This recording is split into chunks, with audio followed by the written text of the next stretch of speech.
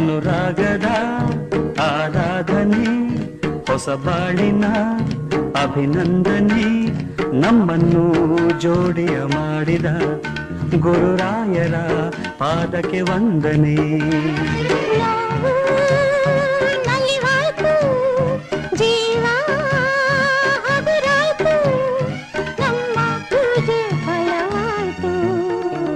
ಅನುರಾಗದ ಆರಾಧನೆ, ಹೊಸ ಬಾಳಿನ ಅಭಿನಂದನೆ, ನಮ್ಮನ್ನು ಜೋಡಿಯ ಮಾಡಿದ ಗುರುರಾಯರ ಪಾದಕ್ಕೆ ವಂದನೆ.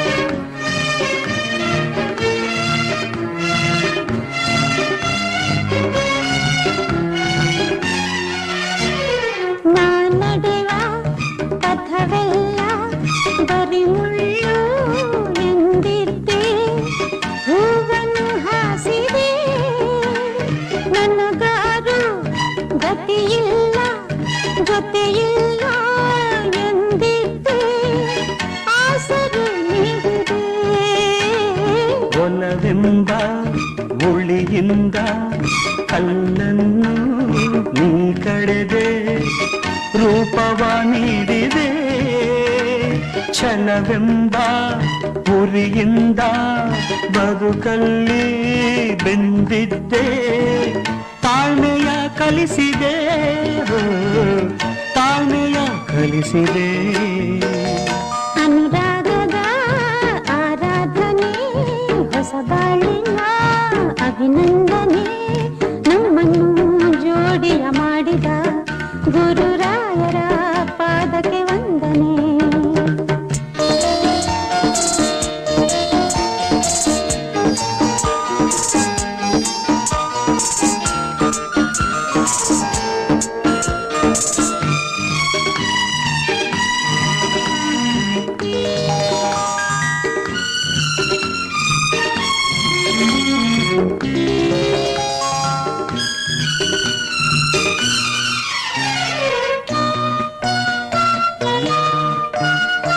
ಹಣದಿಂದ ಮದವೇರಿ ಮೃಗವಾಗಿ ಮೆರೆದಿದ್ದೆ, ಮನುಜನ ಮಾಡಿದೆ, ದೇವರನೇ ಮರೆತಿದ್ದೆ, ಗುರುವಾಗಿ ನೀ ಬಂದೆ, ಭಕ್ತಿಯ ತುಂಬಿದೆ.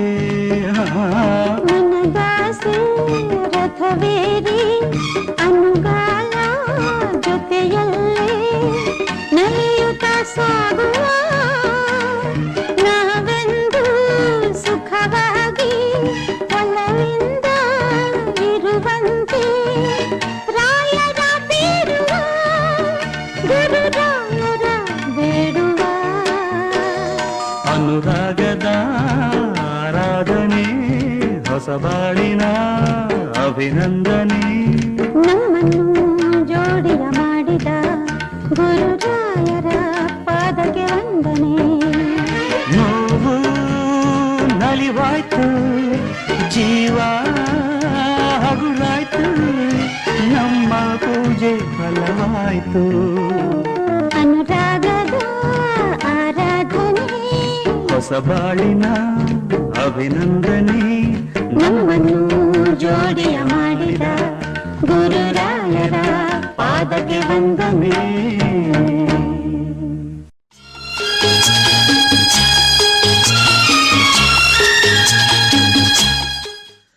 ಎಲ್ಲ BHF ಕನ್ನಡ ರೇಡಿಯೋ ಕೇಳುಗರಿಗೂ ಆತ್ಮೀಯವಾದ ಸ್ವಾಗತ. ನಾನು ನವೀನ್ ಸುನಗ್. ಇವತ್ತಿನ ನಮ್ಮ ಕಾರ್ಯಕ್ರಮ ವೇಣುಗಾನ. ಇವತ್ತಿನ ನಮ್ಮ ಕಾರ್ಯಕ್ರಮದಲ್ಲಿ ನಮ್ಮ ಜೊತೆ ಇದ್ದಾರೆ ಕನ್ನಡ ರಾಜ್ಯೋತ್ಸವ ಪ್ರಶಸ್ತಿ ವಿಜೇತ, ಕರ್ನಾಟಕ ಸಾಹಿತ್ಯ ಅಕಾಡೆಮಿ ಗೌರವ ಪ್ರಶಸ್ತಿ ವಿಜೇತ ಹಾಗೂ ಕುವೆಂಪು ವಿಶ್ವವಿದ್ಯಾಲಯದಿಂದ ಗೌರವ ಡಾಕ್ಟರೇಟ್ ಪಡೆದುಕೊಂಡಿರುವ, ಕನ್ನಡ ಸಾಹಿತ್ಯದಲ್ಲಿ ಮನೆಮಾತಾಗಿರುವ ಮತ್ತು ಕನ್ನಡ ಸಿನಿಮಾ ಸಾಹಿತ್ಯದಲ್ಲಿ ಚಿತ್ರಕಥೆ ಮತ್ತು ಸಂಭಾಷಣೆಗಾಗಿ ಹೆಸರುವಾಸಿಯಾಗಿರುವ ಡಾಕ್ಟರ್ BL ವೇಣು ಅವರು. ವೇಣು ಅವರೇ, ನಿಮಗೆ ಕಾರ್ಯಕ್ರಮಕ್ಕೆ ಸ್ವಾಗತ. ನಿಮ್ಮೆಲ್ಲರಿಗೂ ಸ್ವಾಗತ, ಶುಭೋದಯ, ಕನ್ನಡ ರಾಜ್ಯೋತ್ಸವದ ಶುಭಾಶಯಗಳು ನಿಮಗೆಲ್ಲ. ವೇಣು ಸರ್, ಹೇಳಿ. ಎಲ್ಲದಕ್ಕಿಂತ ಮೊದಲು ನಿಮಗೆ ಮೊನ್ನೆ ತಾನೇ ಈಗ ವಾಲ್ಮೀಕಿ ಪ್ರಶಸ್ತಿಯಿಂದ ಪುರಸ್ಕೃತರಾಗಿದ್ದೀರಿ. ಇದಕ್ಕೆ ನಮ್ಮ ಸಮಸ್ತ BHF ಕನ್ನಡ ರೇಡಿಯೋ ಕೇಳುಗರ ಪರವಾಗಿ ನಿಮಗೆ ತುಂಬಾ ತುಂಬಾ ಅಭಿನಂದನೆಗಳು ಸರ್. ತುಂಬಾ ಖುಷಿ ಆಗ್ತಿದೆ. ನಿಮ್ಗೆ ಹೀಗೆ ಇನ್ನೊಂದು ಪ್ರಶಸ್ತಿ ಬಂದಷ್ಟು ನಮಗೂ ಬಹಳ ಖುಷಿ ಸರ್. ಧನ್ಯವಾದಗಳು ಸರ್. ನನಗೇನಿದು ಹೊಸದೇನಲ್ಲ ಪ್ರಶಸ್ತಿಗಳು ಬರೋದು, ಆದ್ರೆ ಒಂದು ಜಾತಿಗೆ ಸೀಮಿತವಾದ ಪ್ರಶಸ್ತಿ ಅನ್ನೋದೊಂದು ನನಗೆ ಸ್ವಲ್ಪ ಮುಜುಗರ ಆಯ್ತು. ಆದ್ರೆ ಆದಿಕವಿ ಮಹರ್ಷಿ ವಾಲ್ಮೀಕಿ ಹೆಸರಿನ ಪ್ರಶಸ್ತಿ ಬಂತಲ್ಲ ಅಂತ ಒಂಥರ ಸಡಗರನೂ ಆಯ್ತು. ಈ ಪ್ರಶಸ್ತಿಯಿಂದ ಮುಜುಗರ ಸಡಗರ ಎರಡೂ ಆದವು ನನಗೆ. ಬಟ್ ಪ್ರಶಸ್ತಿ ಬಂದಿದೆಯಲ್ಲ, ಯಾವುದೇ ಪ್ರಶಸ್ತಿ ಬಂದ್ರು ಈ ವಯಸ್ಸಲ್ಲಿ ನಮ್ಗೆ ಒಂಥರ ಟಾನಿಕ್ ಇದ್ದ ಹಾಗೆ ಏನೋ ಒಂದು ಖುಷಿ ಕೊಡುತ್ತೆ. ಇನ್ನೊಂದ್ ಸ್ವಲ್ಪ ದಿವಸ ಇನ್ನೂ ಬಹಳ ಬರಿಬೋದು, ಅದ್ಭುತವಾದ್ದು ಅಂತ ಏನು ಅನಿಸಲ್ಲ ನನಗೆ. ಇನ್ನೊಂದು ಅಷ್ಟು ದಿವಸ ಬದುಕ್ಬೋದು, ಬದುಕಿನ ಬಗ್ಗೆ ಆಸೆ ಆಕಾಂಕ್ಷೆಗಳು ಏನೋ ಒಂಥರ ನಮ್ಗೆ ಈ ವಯಸ್ಸಿನಲ್ಲಿರೋರಿಗೆ ಪ್ರಶಸ್ತಿಗಳು ಬಂದಾಗ, ಆಮೇಲೆ ನಿಮ್ಮಂತವ್ರ ಜೊತೆ ಅಭಿಮಾನಿಗಳ ಜೊತೆ ಮಾತಾಡಿದಾಗ ಒಂಥರ ಟಾನಿಕ್ ಇದ್ದಾಗೆ ಇನ್ನೊಂದು ಸ್ವಲ್ಪ ದಿವಸ ಬದುಕನಪ್ಪ, ನಮ್ಮನ್ನು ಜನ ಎಷ್ಟೊಂದು ಇಷ್ಟಪಡ್ತಾರಲ್ಲ ಅಂತ ನಮಗೂ ಅನಿಸುತ್ತೆ. ತುಂಬಾ ಚೆನ್ನಾಗಿ ಹೇಳಿದ್ರಿ ಸರ್. ಈ ಒಂದು ಎರಡು ವಿಭಿನ್ನ ರೀತಿಯಾದ ಭಾವನೆಗಳ ಮನಸ್ಸಲ್ಲಿ ಬರುವುದು ತುಂಬಾ ಚೆನ್ನಾಗಿ ವಿವರಿಸಿದ್ರಿ ನೀವು ಸರ್. ಒಂದು ಪ್ರಶ್ನೆ ಕೇಳ್ಬೇಕು, ನೀವು BL ವೇಣು ಅಂದ್ರೆ ಏನ್ ಸರ್ ಇದು BL ವೇಣು ಅಂದ್ರೆ? ಇಲ್ಲ, ಅದನ್ನ ನನಗೆ ಬಹಳ ಜನ ಕೇಳಿದ್ದಾರೆ. ನಮ್ಮ ತರಂಗ ಸಂಪಾದಕರು ಒಂದ್ಸರಿ ಕೇಳಿದ್ರು, ಏನ್ರಿ BL ವೇಣು ಅಂದ್ರೆ. ನನ್ಗೆ ಅವಾಗ್ಲೂ ಗೊತ್ತಿರ್ಲಿಲ್ಲ BL ವೇಣು ಅಂದ್ರೆ ಏನು ಅಂತ. ಮನೆ ಒಳಗ್ BL ವೇಣು ಅಂತ ಇಟ್ಬಿಟ್ಟಿದ್ರು. ನಮ್ ತಂದೆ ಇನಿಷಿಯಲ್ B, ಮತ್ತೆ ಲಕ್ಷ್ಮಯ್ಯ ಅಂತ ಅವ್ರು ರಂಗ ಕಲಾವಿದರು, ಅವರೆಲ್ಲ B ಅಂತಲೇ ಇಟ್ಕೊಳ್ಳೋರು ರಂಗ ಕಲಾವಿದರು. B ಅಂದ್ರೆ ಬೆಂಗಳೂರು ಕಲಾವಿದರು, ಬೆಂಗಳೂರಿನಲ್ಲಿ ಕಲಾವಿದರು ಅಂತ ಅವಾಗ್ಲೂ ಇತ್ತು, ಇವಾಗ್ಲೂ ಇದೆ ಬಿಡಿ ಅದು. ಹೀಗಾಗಿ ಅವ್ರು ಇಟ್ಕೊಂಡ್ಬಿಟ್ರು. ನನಗೆ BL ಅಂದ್ರೆ ಏನು ಅಂತ ಕೇಳಿದ್ರೆ ಬ್ಯಾಚುಲರ್ ಆಫ್ ಲವ್ ಅಂತ ಹೇಳ್ತಿದ್ದೆ ನಾನು ಅವಾಗ. ಅವಾಗೆಲ್ಲ ಬಹಳ ತುಂಬಾ ಲವ್ ಸ್ಟೋರಿಗಳು ಬರಿತಾ ಇದ್ದೆ. ಆಮೇಲೆ ನಾನು ಒಂದ್ ಸ್ವಲ್ಪ ಟೈಮ್ ಲಾಂಗಿಗೋ ಲವ್ ಮಾಡಿ ಡಿಸಪಾಯಿಂಟ್ ಆಗಿದ್ದೆ. ಹೀಗಾಗಿ ಬ್ಯಾಚುಲರ್ ಆಫ್ ಲವ್ ಅಂತಿದ್ದೆ. ಆಮೇಲೆ ನನಗೆ ಒಂದು ಸಂದರ್ಭದಲ್ಲಿ ಗುಲಾಡಿ ಅವ್ರು ಕೇಳಿದಾಗ, ಇಲ್ಲ ಅದೇನ್ ಸರಿಯಾಗಿ ಹೇಳ್ರಿ, ತಮಾಷೆ ಬೇಡ, ನೀವು ಆಲೆ ಮಾಸ್ಟರ್ ಆಫ್ ಲವ್ ಅಂತ ಅಂದ್ರು ಅವರು. ಅವಾಗ ನನಗೆ ತಟ್ಟಂತ ಸಮಯ ಪ್ರಜ್ಞೆ ಹೊಳಿತದು. BL ಅಂದ್ರೆ ಬೇಡರ ಲಕ್ಷ್ಮಯ್ಯನ ಮಗ ವೇಣು. ಓಹೋ, ಅಂದ್ರೆ ನೀವು ನಿಜವಾಗ್ಲೂ BL ವೇಣು ಅಂತ, ಈಗ ಬೇಡರ ಲಕ್ಷ್ಮಯ್ಯನ ಮಗ ವೇಣು ಅಂತ ನೀವು ಆಮೇಲೆ ಕಂಡುಕೊಂಡದ್ದು? ಅದಕ್ಕಿಂತ ಅದು ಸಮಯ ಪ್ರಜ್ಞೆ ಅಷ್ಟೇ. ಅದು ತುಂಬಾ ಉಚಿತವಾದ ಸಮಯ ಪ್ರಜ್ಞೆ. ಚೆನ್ನಾಗಿದೆ ಸರ್ ಈ ಸಮಯ ಪ್ರಜ್ಞೆ. ಇಲ್ಲ, ನನಗೆ ಗೊತ್ತಿರ್ಲಿಲ್ಲ.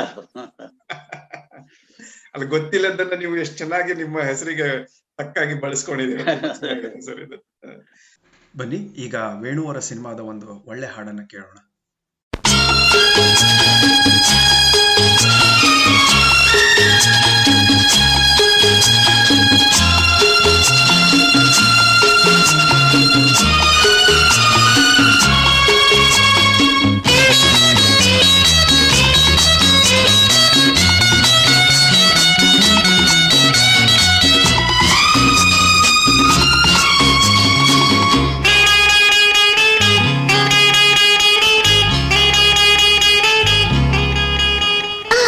ಸಂಗಾತಿ ಬೇಕೆಂದು ಹಿಂದೇನೆ ಮನ ಕೆರಳಿ, ಕಾಮನೆ ಹೂವಾಗಿ ಬಣ್ಣ ಬಣ್ಣ ಅರಳಿ, ಇಳೆಯಲ್ಲಿ ಸುಖ ಸಿಕ್ಕಿತು ಅರಿತು ಬೆರೆತು ಚಕ್ಕಂದ ತರವಾಯಿತ. ಕಾಡುವ ಬಯಕೆಯು ಮತ್ತೆ ಮತ್ತೆ ಕೆಣಕಿ, ಕೂಡುವ ಕನಸಿಂದ ಅತ್ತ ಇತ್ತ ಹುಡುಕಿ, ಬಳಿಯಲ್ಲಿ ಸಿರಿಗಕ್ಕಿತ ತುಡಿದು ಮಿಡಿದು ನಲ್ಮೆಯು ಬುಸಿರಾಡಿತೋ.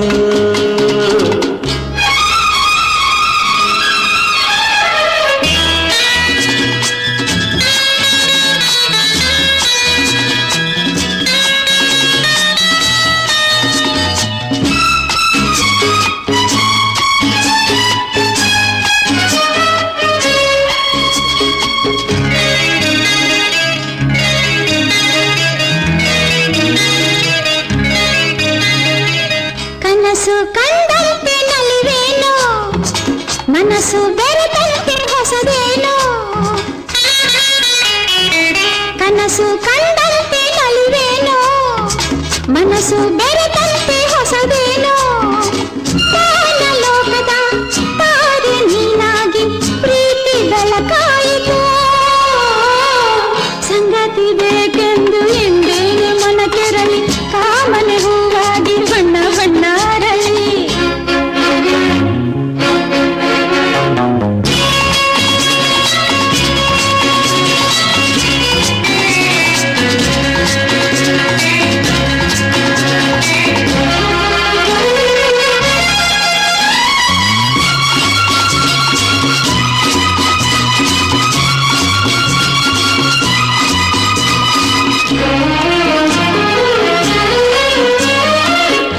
ಮಾನಸ ರಾಗ ತೆರೆಯಲು ಭೋಗ, ಸೆಳೆಯುವ ಮೋಹ ಮಿಲನದಿ ಸ್ನೇಹ.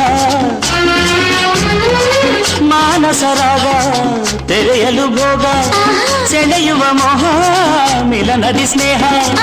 ಆನಂದ ಹೂವಾಗಿ ಹೂವಿನ ತೇರಾಗಿ ಅನುಪಮ ಚೆಲುವಾಯಿತೋ. ಕಾಡುವ ಬಯಕೆಯು ಮತ್ತೆ ಮತ್ತೆ ಕೆಣಕಿ, ಕೂಡುವ ಕನಸಿಂದ ಅತ್ತ ಇತ್ತ ಹುಡುಕಿ.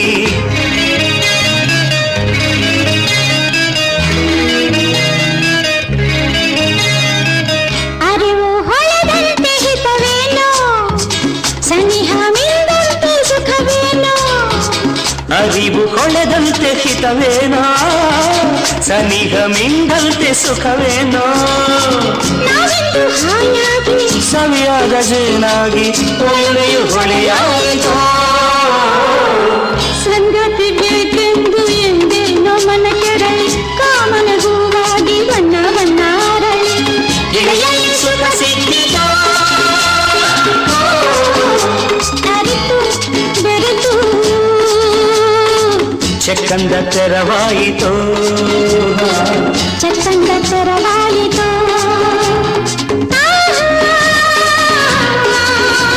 ಓಹೋ, ಓಹೋ, ಓಹೋ.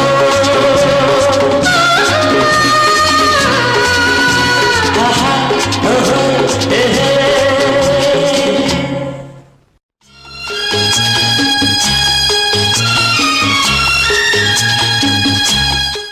ವೆಲ್ಕಮ್ ಬ್ಯಾಕ್ ಕೇಳುಗರೆ. ಬನ್ನಿ ನಮ್ಮ ಸಂವಾದ ಈಗ ಮುಂದುವರ್ಸೋಣ. ಸರ್, ಈಗ ನೀವು ಬೇರೆ ಸಾಹಿತಿಗಳನ್ನ, ಬೇರೆ ಸಿನಿಮಾ ಸಾಹಿತಿಗಳನ್ನ ನೋಡಿದ್ರೆ, ಅವರ ಜೀವನ ಇದು ತಗೊಂಡ್ರೆ ಹೇಳುವಾಗ ಹೇಳ್ತಾರೆ, ನಾನು ಅಲ್ಲಿದ್ದೆ, ಹಾಗ್ ಮಾಡ್ದೆ, ಇಲ್ಲಿದ್ದೆ, ಅಲ್ಲಿಂದ ಇಲ್ಲಿಗೆ ಹೋದೆ ಅಂತ. ಈ ನಮ್ಮ ಬಿ ಎಲ್ ವೇಣು ಅವರ ಸಂಬಂಧ ಬಂದಾಗಿದ್ದು, ವಿ ಎಲ್ ವೇಣು ಅವರು ಚಿತ್ರದುರ್ಗ ಮಾತಿದ್ದು ಚಿತ್ರದುರ್ಗವೇ. ಏನ್ ಸರ್, ಈಗ ಮ್ಯಾಗ್ನೆಟ್ ತರ ಆಗ ಚಿತ್ರದುರ್ಗವನ್ನು ಹೇಳ್ಕೊಂಡಿದ್ರೆ? ಚಿತ್ರದುರ್ಗದಲ್ಲೇ ಹುಟ್ಟಿದ್ದು ಬೆಳೆದಿದ್ದು, ಇಲ್ಲೇ ಕಾಲೇಜ್ ಓದಿದ್ದು. ಆದ್ರೆ ಅಪಾಯಿಂಟ್ಮೆಂಟ್ ಸಿಕ್ಕಿದ್ ಮಾತ್ರ ಗುಲ್ಬರ್ಗಾದಲ್ಲಿ. ನಿಮ್ಮದು ಮೊದಲ ಕೆಲಸ ಆಗಿದ್ರೆ ಗುಲ್ಬರ್ಗ ಹಾಸ್ಪಿಟ್ಲ್. ಯಾಕೆಂದ್ರೆ ಆ ಕಾಲದಲ್ಲೇ ಮ್ಯಾಪ್ ಅಲ್ಲಿ ಗುಲ್ಬರ್ಗ ನೋಡಿದ್ರೆ ಜನ ಹೆದರ್ತಾ ಇದ್ರು. ಇದು ಯಾವ ಗುಲ್ಬರ್ಗ ಕಾಲದಲ್ಲಿ? 72 ನಲ್ಲಿ. ಅಂದ್ರೆ ಆ ಸಮಯದಲ್ಲಿ ಗುಲ್ಬರ್ಗಕ್ಕೂ ಚಿತ್ರದುರ್ಗಕ್ಕೂ ಇಷ್ಟು ನಂಟಿರ್ಲಿಲ್ಲ ಅಂತೀರಾ? ಅಲ್ಲ, ಈಗ್ಲೂ ಅಷ್ಟೇ, ಈಗ್ಲೂ ಏನ್ ಇಟ್ಟಿಲ್ಲ. ಮ್ಯಾಪ್ ನಲ್ಲಿ ನೋಡಿದ್ರೆ ನಮ್ ಜನ ಹೆದರ್ತಾರೆ. ಆಮೇಲೆ ಅವರು ಕೂಡ ಗುಲ್ಬರ್ಗದಲ್ಲಿ ಇರೋರು ಹಾಸ್ಪಿಟ್ಲರು. ಈ ಹುಡುಗ ಚಿತ್ರದುರ್ಗದಿಂದ ಎಲ್ಲಿ ಬರ್ತಾನೆ ಅಂತ ಕಂಡಿದ್ರು. ಅವಾಗೆಲ್ಲ ಅಲ್ಲಿ ತುಂಬಾ ಹಿಂದಿ ಇತ್ತು, ಹಿಂದಿ ಭಾಷೆ, ಕನ್ನಡನೇ ಜಾಸ್ತಿ ಇರ್ಲಿಲ್ಲ. ಅವರು ಹೇಳಿದ್ರು, ನಾನು ಹೋದಾಗ ಆಶ್ಚರ್ಯ ಆಗ್ಬಿಡ್ತು ಅವ್ರಿಗೆ. ಆಫೀಸಲ್ಲಿ ಕಾಲಿಟ್ಟಾಗ, देखो ये बच्चा है चित्रदुर्ग से, एसडीआरसी काम करने के लिए आओ जी ಅಂತ ಸ್ವಾಗತಿಸಿದ್ರು. ಯಾಕೆಂದ್ರೆ ಅಲ್ಲಿ ತುಂಬಾ ಮುಸ್ಲಿಂ ಜನ ಇದ್ದಾರೆ. ಆಮೇಲೆ ನಮ್ಮ ಆಫೀಸಲ್ಲಿ 26 ಜನ, ನಮ್ಮ ಸ್ಟಾಫ್ ಅಲ್ಲಿ 23 ಜನ ಮುಸ್ಲಿಮ್ಸ್, ನಾವು 3 ಜನ ಹಿಂದೂ ಹುಡುಗರು. ಆಗ ಅವರೆಲ್ಲ ಆಫೀಸಿಗೆ ಬಂದ ತಕ್ಷಣ ತಪ್ಕೊಳ್ಳೋರು ಒಬ್ರನ್ನೊಬ್ರು.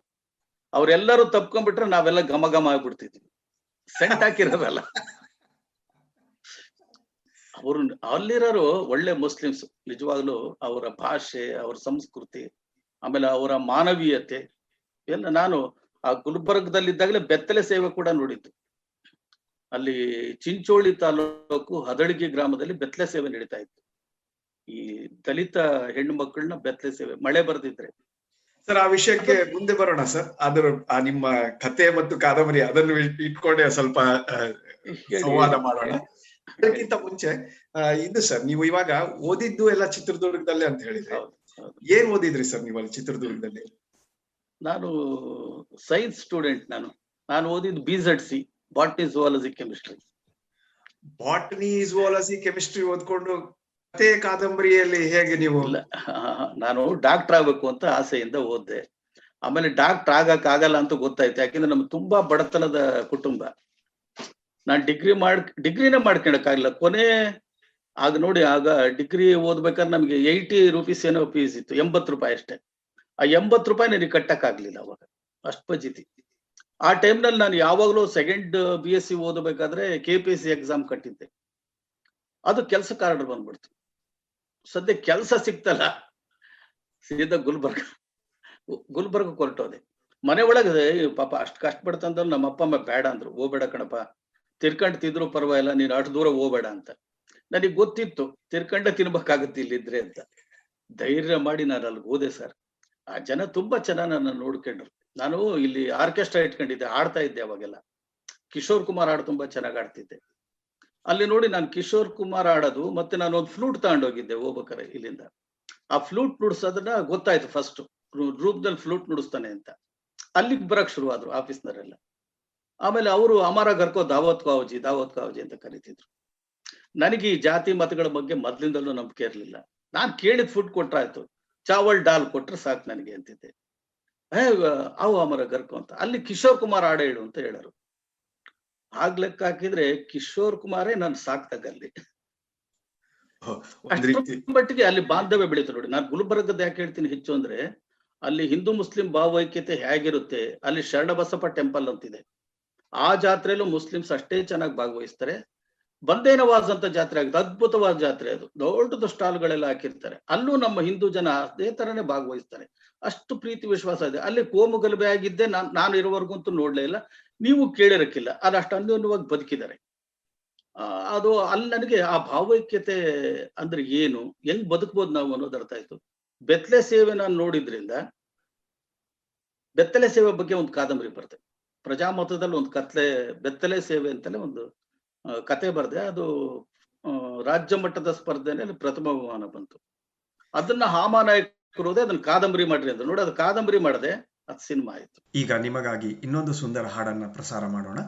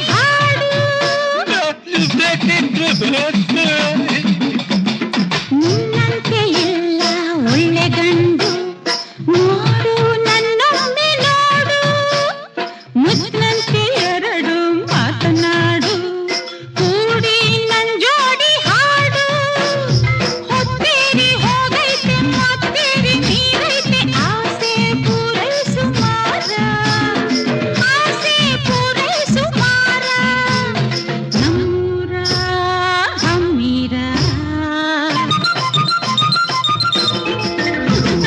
ಜೋಕುಮಾರ ಚಿತ್ತಚೋರ ಜೋಕುಮಾರ ಚಿತ್ತಚೋರ ಬಾರೋ ನನ್ನ ಬಂಗಾರ ರಾಗ ರಂಗು ಕಂಡೈತೆ ಗಾಳಿ ಗಂಧ ತಂದೈತೆ ಸಂಗ ಸೇರ ಸೊಗಸುಗಾರ ರಾಗ ರಂಗು ಕಂಡೈತೆ ಗಾಳಿ ಗಂಧ ತಂದೈತೆ ಸಂಗ ಸೇರ ಸೊಗಸುಗಾರ ಸಂಗ ಸೇರ ಸೊಗಸುಗಾರ ಸಂಗ ಸೇರ ಸೊಗಸುಗಾರ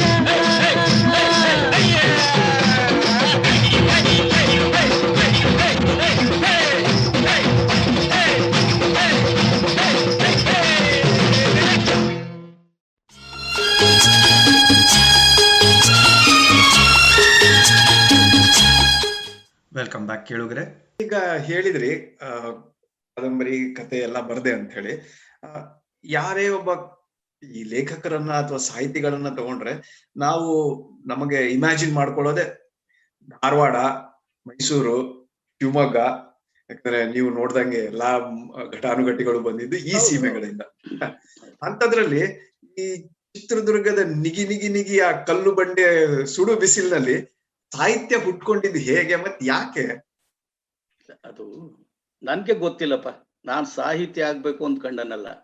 ನಾನು ಬರ್ದ್ರಿ ಯಾಕೆ? ಆರ್ಕೆಸ್ಟ್ರಾ ಇಲ್ಲ ಆರ್ಕೆಸ್ಟ್ರಾ ಮಾಡ್ಕೊಂಡು ಹಾಡು ಹೇಳ್ತಾ ಇದ್ದೆ ನಾನು. ಆ ಕಾಲದಲ್ಲಿ ಪಿ ಬಿ ಶ್ರೀನಿವಾಸು, ಇನ್ನ SPB ಬಂದಿರ್ಲಿಲ್ಲ. ಬಂದ್ರು ಅವ್ರು ಅಷ್ಟು ಏನಾಗಿಲ್ಲ. ಕಿಶೋರ್ ಕುಮಾರ್ ಆಡ್ತಿದ್ದೆ, ರಫಿ ಸಾಂಗ್ ಆಡ್ತಾ ಇದ್ದೆ. ನಾನು ಮುಂದೆಂದೋ ಒಂದ್ ದಿವಸ ಪ್ಲೇಬ್ಯಾಕ್ ಸಿಂಗರು ಅಥವಾ ಮ್ಯೂಸಿಕ್ ಡೈರೆಕ್ಟರ್ ಆಗ್ಬೇಕು ಅಂತ ನಾನು ಕನಸು ಕಾಣ್ತಿದ್ದಾನು. ಆಮೇಲೆ ಬರ್ತಾ ಬರ್ತಾ ಗೊತ್ತಾಯ್ತು ನಾನು ಏನೂ ಆಗಲ್ಲ, ಅವ್ರು ಹಾಡಿದ್ದನ್ನ ನಾನು ಕಾಪಿ ಮಾಡ್ತಾ ಇದ್ದೀನಿ ಅಷ್ಟೇ ಅಂತ. ಗುಲ್ಬರ್ಗಕ್ಕೆ ಹೋಗ್ಬಿಟ್ನಲ್ಲ, ಆಫ್ಟರ್ ದ ಆಫೀಸ್ ಅವರ್ಸ್ ನಾನು ಏನ್ ಮಾಡ್ಬೇಕು, ಕೂತ್ಕೊಂಡು ಇವ್ರ ಫ್ರೆಂಡ್ಸ್ನೆಲ್ಲ ನಿಲ್ಸ್ಕೊಂಡು ಮರ ಅಳುತ್ತಿದ್ದೆ ನಾನು ಒಬ್ಬನೇ. ಆಮೇಲೆ ಟೈಮ್ ಪಾಸ್ ಮಾಡೋಕ್ಕೋಸ್ಕರ ಏನೇನೋ ಬರೆಯೋದು. ಆಮೇಲೆ ನಮ್ಮ ಲವ್ವರಿಗೆ ಲವ್ ಲೆಟರ್ಗಳು ಬರೀತಿದ್ದೆ. ಅವಳು ಏನ್ ಮಾಡಿದ್ದು ಅದನ್ನ ಓದಿ, ಇದೇನ್ರಿ ಕತೆ ಇದ್ದಂಗೆ ಇರುತ್ತೆ, ಇದಕ್ಕೆ ಒಂದು ಶೀರ್ಷಿಕೆ ಕೊಟ್ಬಿಟ್ರೆ ಕತೆ ಆಗ್ಬಿಡುತ್ತೆ, ಪತ್ರಿಕೆಗೆ ಕಳಿಸ್ಬಿಡ್ಬೋದು ಅಂತ. ಕತೆ ಆಗುತ್ತೆ ಅಂತ ಹೇಳ್ತಾಳಲ್ಲ ಅಂತ ಕತೆ ಬರೆಯಕ್ ಶುರುವಾದೆ ನೋಡಿ. ಪತ್ರಿಕೆಗಳಿಗೆ ಕಳ್ಸಕ್ ಶುರುವಾದೆ. ಅವೆಲ್ಲ ವಾಪಸ್ ಬರೋ 100 ಕತೆಗಳು ವಾಪಸ್ ಬಂದಿತ್ತು. ಆಮೇಲೆ ನಾನು ಅಲ್ಲಿಂದ ಟ್ರಾನ್ಸ್ಫರ್ ಆಗಿ ದಾವಣಗೆರೆಗೆ ಬಂದೆ. ಅಲ್ಲಿ ಅವನು ಕತೆ ಬರೆದ್ ನಾನು ಬಹಳ ಮಂಡ, ಎಷ್ಟು ವಾಪಸ್ ಬಂದ್ರು ಕಳಿಸ್ತಾ ಇದ್ದೆ. ಅಲ್ಲಿಂದ ಬರಕ್ ಶುರುವಾಯ್ತು. ಒಂದು ಕತೆ ಕನ್ನಡ ನನ್ನ ತನ ಕುಗ್ಗಿದಾಗ ಅಂತ ಒಂದು ಮೊದಲನೇ ಕತೆ ಬಂದಿದ್ದು. ಅದು 1976ರಲ್ಲಿ ಇರ್ಬೇಕು. ಈ ತರ ಕತೆ ಆಮೇಲೆ ಸುಧಾದಲ್ಲಿ ಬಂತು, ಮಯೂರದಲ್ಲಿ ಬಂತು, ಪ್ರಜಾಮತದಲ್ಲಿ ಕತೆಗಳು ಬರಕ್ ಶುರುವಾದವು. ಅವಾಗಿನ ತರಂಗ ಉಟ್ಕೊಂಡೇ ಇರ್ಲಿಲ್ಲ. ಆ ತರಂಗ ಬಂದ್ಮೇಲೆ ಆ ತರಂಗ ನನ್ನನ್ನ ಒಬ್ಬ ಸ್ಟಾರ್ ಲೇಖನನ್ನಾಗಿ ಮಾಡ್ಬಿಡ್ತು. ಗುಲ್ವಾಡಿ ಅವರು ಅಷ್ಟೊಂದು ನನ್ನ ಹಚ್ಕೊಂಡ್ರು, ಕತೆ ಕಾದಂಬರಿಗಳು ಪ್ರಕಟಿಸಿದ್ರು. ಅದಕ್ಕಿಂತ ಮುಂಚೆ ಪ್ರಜಾಮತದಲ್ಲೆಲ್ಲ ನನ್ನ ಕಾದಂಬರಿಗಳು ಬಂದು ಅವೇ ಬಹಳ ಬೇಗ ಸಿನಿಮಾಗಳಾಗಿತ್ತು ಕೂಡ. ಆಮೇಲೆ ನಾನು ನನ್ನ ಜೀವನಾನುಭವದಿಂದ ನಾನು ಕತೆ ಕಾದಂಬರಿಗಳು ಬರೆದೆ, ಡಿಗ್ರಿಗಳಿಂದ ಅಲ್ಲ. ಮತ್ತೆ ಸೈನ್ಸ್ ಓದಿದ್ದೆ ನಾನು. ನಿಜ ಹೇಳಬೇಕು ಅಂದ್ರೆ ನನ್ನ ಕತೆ ಕಾದಂಬರಿಗಳು ಬರಕ್ ಶುರುವಾದ ಮೇಲೆ ನಾನು ಬೇರೆಯವ್ರದ್ದು ಬರೆದಿದ್ನೆಲ್ಲ ಓದಕ್ ಶುರುವಾಗಿತ್ತು. ಅಲ್ಲಿವರೆಗೂ ನನಗೆ ಸಾಹಿತ್ಯ ಗೊತ್ತಿಲ್ಲ. ನನ್ನ ಜೀವನಾನುಭವ, ನನ್ನ ಬಡತನ, ಜಾತಿಯಿಂದ ಹುಟ್ಟ ವಿರೋಧ, ಅದೇ ನನ್ನ ವಸ್ತು. ಏನ್ ಬರೆದ್ರು ಬಡತನದ ಬಗ್ಗೆ ಬರೀತಿದ್ದೆ, ಜಾತಿ ಬಗ್ಗೆ, ಪ್ರೇಮದ ಬಗ್ಗೆ. ಪ್ರೇಮನ ಜಾತಿ ಹ್ಯಾಕ್ ತುಳಿಯುತ್ತೆ, ಸಮಾಜನ ಜಾತಿಯಿಂದ ಸಮಾಜದಲ್ಲಿ ಎಂತಹ ತೊಂದರೆಗಳಾಗ್ತವೆ, ಒಟ್ಟಿಗೆ ಯಾರು ಬಾಳಕ್ಕಾಗೋದಿಲ್ಲ. ಆಮೇಲೆ ನಮ್ಮ ಪೀರಿಯಡ್ ಕೂಡ ಹಾಗೆ ಇತ್ತು, ಬಂಡಾಯದಿಂದ ಬಂದರ್ ನಾವು. ಆಗ ನಾನು ಮೊದಲು ಶುರು ಮಾಡಿದ್ದೆ ಬಂಡಾಯದಿಂದ ಕಾದಂಬರಿ. ಬೆತ್ತಲೆ ಸೇವೆ ನೋಡಿ, ಅದು ಬಂಡಾಯಕ್ಕೆ ಸಂಬಂಧಪಟ್ಟಿದ್ದು. ಆಮೇಲೆ ಅತಂತ್ರರು ಅಂತ ಒಂದು ಬರೆದೆ, ಅದು ಸುಧಾ ಕಾದಂಬರಿ ಸ್ಪರ್ಧೆನಲ್ಲಿ ಫಸ್ಟ್ ಪ್ರೈಸ್ ಬಂತು. ಯಾಕೆಂದ್ರೆ ಬೆಲ್ಜಿ ತ್ರಿಪುರ ನಾರಾಯಣಪುರದಲ್ಲಿ ದಲಿತರನ್ನ ಜೀವಂತವಾಗಿ ಸುಟ್ಟುಬಿಟ್ಟಿದ್ರು. ಆ ಇನ್ಸಿಡೆಂಟ್ ಇಟ್ಕೊಂಡು ಬರೆದೆ. ಹಾಗೆ ನಾನು ಪ್ರಸ್ತುತ ಪರಿಸ್ಥಿತಿಗಳನ್ನ ಇಟ್ಕೊಂಡು ಬರೆದಿದ್ರಿಂದ ಬಹಳ ಬೇಗ ನನ್ನ ಗುರುತಿಸಿದ್ರು ಎಲ್ಲರೂ. ಆಮೇಲೆ ಆ ಕತೆ ಕಾದಂಬರಿಗಳಿಗೆ ಬಹುಮಾನಗಳು ಬಂದವು. ಯಾವುದೋ ಒಂದು 5ನೇದೋ 6ನೇದೋ ನನ್ನ ಕತೆ ಬರೆದೆ, ದೊಡ್ಡ ಮನೆ ಅಂತ. ಅದು ದೊಡ್ಡ ಮನೆ ಎಸ್ಟೇಟ್ ಅಂತ ಸಿನಿಮಾ ಇತ್ತು. ಹಾಗೆಲ್ಲ ಬಹಳ ದೊಡ್ಡ ಕತೆ ಕಾದಂಬರಕಾರರ ಸಿನಿಮಾಗಳಾಗ್ತಾ ಇದ್ವು, ಕತೆಗಳು. ನಮ್ಮ ಕಾರಂತರಂತರವು, ಇವ್ರದ್ದು ಲಂಕೇಶ್ ಅವ್ರದ್ದು, MK ಇಂದ್ರ, ಹೀಗೆ ಅವರು ಯಾರು ಹೇಗಾಗ್ಬಿಡ್ತು ಅಂದ್ರೆ ಸಾಹಿತಿಗಳು ಸಿನಿಮಾ ಆಗ್ತಾವಲ್ಲ ಅವರೇ ಬಹಳ ದೊಡ್ಡ ಸಾಹಿತಿಗಳು. ಅಂತ ಟೈಮ್ ನಂದು ಇನ್ನ ಹುಟ್ಟು ಬೆಳೀತಾ 5-6ನೇ ಕತೆ ಸಿನಿಮಾ. ಅದು ಯಾರು ಎಕ್ಸ್ಪೆರಿಮೆಂಟಲ್ ಸಿನಿಮಾ ಮಾಡ್ತೀವಿ ಅಂತ ಬಂದ್ರು. ನಾನ್ ಬರ್ದಿರೋದು ನಿಜವಾಗ್ಲೂ ಕಮರ್ಷಿಯಲ್ ಕತೆ ಅದು. ಆದ್ರೆ ಅವ್ರು ತಗೊಂಡಾರ ಮಾತ್ರ C. ಚಂದ್ರಶೇಖರ್ ಅಂತ ಹುಲಿ ಬಂತು ಹುಲಿ ಅಂತ ಒಂದು ಸಿನಿಮಾ ಮಾಡಿ ಅವಾರ್ಡ್ ತಗೊಂಡ್ಬಿಟ್ಟಿದ್ರು ಆಗ್ಲೇ. ಅವ್ರ ಕತೆ ತಗೊಂಡು ಹೋದ್ರು, ಬಂದು ಚಿತ್ರದುರ್ಗ ಬಂದು, ಪ್ರೊಡ್ಯೂಸರ್ ಎಲ್ಲ. ಆಮೇಲೆ ಸಿನಿಮಾ ಮಾಡಿದ್ರು. ನೋಡಿ ಆ ಕತೆ ಕೊಟ್ಟನೆ ಹೊರತು ನಾನೇನು ಅದಕ್ಕೆ ಬಹಳ ಜನಕ್ಕೆ ಗೊತ್ತಿಲ್ಲ. ನಾನು ಅದಕ್ಕೇನು ಡೈಲಾಗ್ಗಳು ಬರೀಲಿಲ್ಲ. ಅದಕ್ಕೆ ಬರ್ದಿದ್ದು ಡೈಲಾಗ್ ಬರ್ದಿದ್ದು NS ರಾವ್, ನಮ್ ಡಾಕ್ಟರ್ HS ವೆಂಕಟೇಶ್ ಮೂರ್ತಿ ಅವರು. ಆಮೇಲೆ ನಾವು ಸಿನಿಮಾ ನೋಡಿದ್ವಿ. ಅವ್ರು ಹೇಳಿದ್ರು ನಾನು ಡೈಲಾಗೇ ಇಲ್ಲ ವೇಣು ಈ ಸಿನಿಮಾಗಳಲ್ಲಿ, ನಾನು ಡೈಲಾಗೆ ಉಳಿಸ್ಕೊಂಡಿಲ್ಲ ಅಂತ ವೆಂಕಟೇಶ್ ಮೂರ್ತಿಗಳು. ನಾನ್ ಹೇಳಿದೆ ನನ್ ಕತೆನೇ ಇಲ್ಲ ಇದ್ರಲ್ಲಿ ಅಂತ. ಅಷ್ಟು ಗಬ್ಬಾಗಿ ಸಿನಿಮಾ ಮಾಡಿದ್ರು ಅವರು.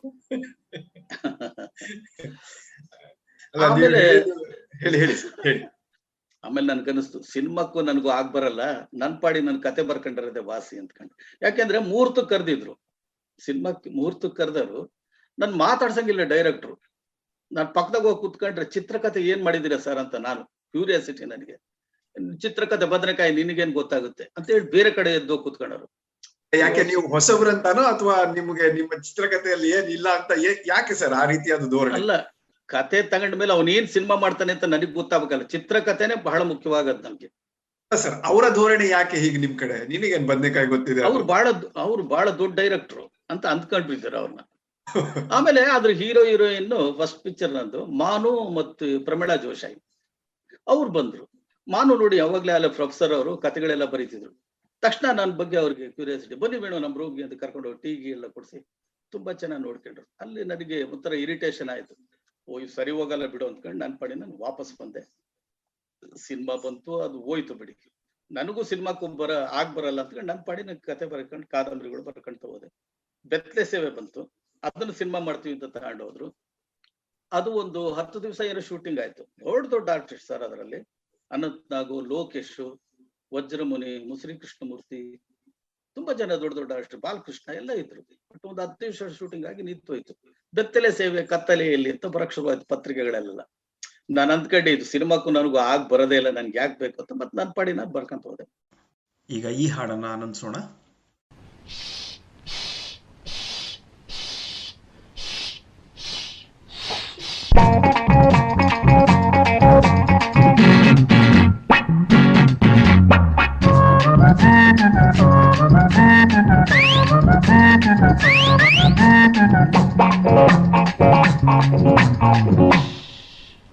ತೆಯ್ಯ ತಕ್ಕ ತಕ್ಕ ತೆಯ್ಯ ತಕ್ಕ ಕಾಲೇಜಿಗೆ ಬಂದನಯ್ಯ ಹಳ್ಳಿ ಮುಕ್ಕ.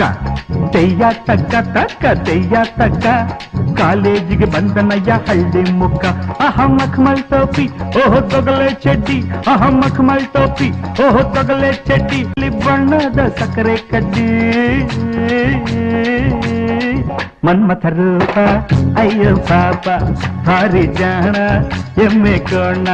ಮನ್ಮಥ ರೂಪ ಅಯ್ಯೋ ಪಾಪ ಭಾರಿ ಜಾಣ ಎಮ್ಮೆ ಕೋಣ.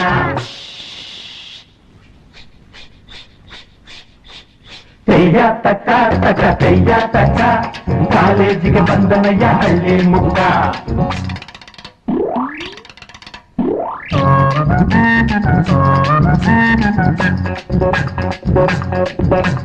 ಹೊಡಿತಿದ್ದ ಹಳ್ಳಿಲಿ ಎತ್ತಿನ ಗಾಡಿ,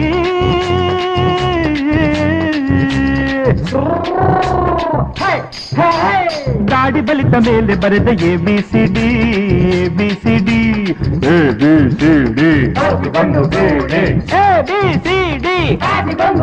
ಇವ ಹೊಲಕ್ಕೆಲ್ಲ ಹಾಕುತ್ತಿದ್ದ ಗೊಬ್ಬರ, ಇವ ಹೊಲಕ್ಕೆಲ್ಲ ಹಾಕುತ್ತಿದ್ದ ಗೊಬ್ಬರ, ಇಂದು ಕಲಿಯೋಕೆ ಬಂದಾನೆ ಆಲ್ಜಿಬ್ರಾ.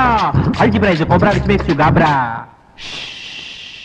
ತೆಯ್ಯ ತಕ್ಕ ತಕ್ಕ ತೆಯ್ಯ ತಕ್ಕ ಕಾಲೇಜಿಗೆ ಬಂದನಯ್ಯ ಹಳ್ಳಿ ಮುಕ್ಕ.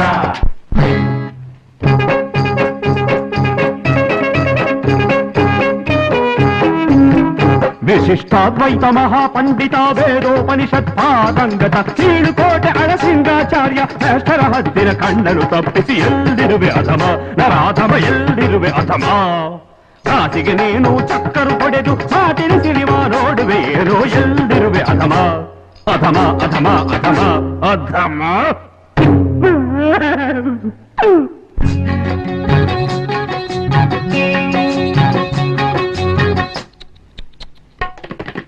ಅಳಬೇಡ ಪಪ್ಪಚ್ಚಿ ನೀನು ನಾ ಹಾಲು ಕೊಡುವೆ ಅಳಬೇಡ ಪಪ್ಪಚ್ಚಿ ನೀನು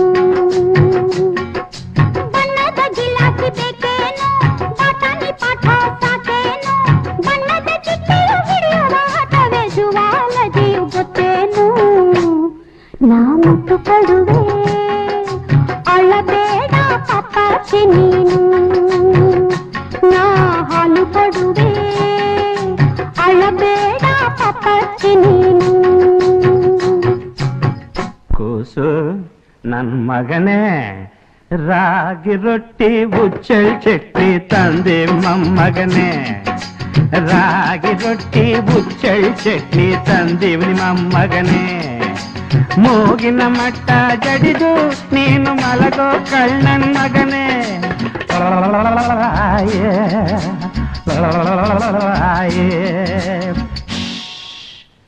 ತಯ್ಯ ತಕ್ಕ ತಕ್ಕ ತಯ್ಯ ತಕ್ಕ ಕಾಲೇಜಿಗೆ ಬಂದನಯ್ಯ ಹಳ್ಳಿ ಮುಖ ಕೈಯ ತಕ್ಕ ತಕ್ಕ ಕೈಯ ತಕ್ಕ ಕಾಲೇಜಿಗೆ ಬಂದನಯ್ಯ ಹಳ್ಳಿ ಮುಖ ಕೈಯ ತಕ್ಕ ತಕ್ಕ ಕೈಯ ತಕ್ಕ ಕಾಲೇಜಿಗೆ ಬಂದನಯ್ಯ ಹಳ್ಳಿ ಮುಖ ಕೈಯ ತಕ್ಕ ತಕ್ಕ ಕೈಯ ತಕ್ಕ ಕಾಲೇಜಿಗೆ ಬಂದನಯ್ಯ ಹಳ್ಳಿ ಮುಖ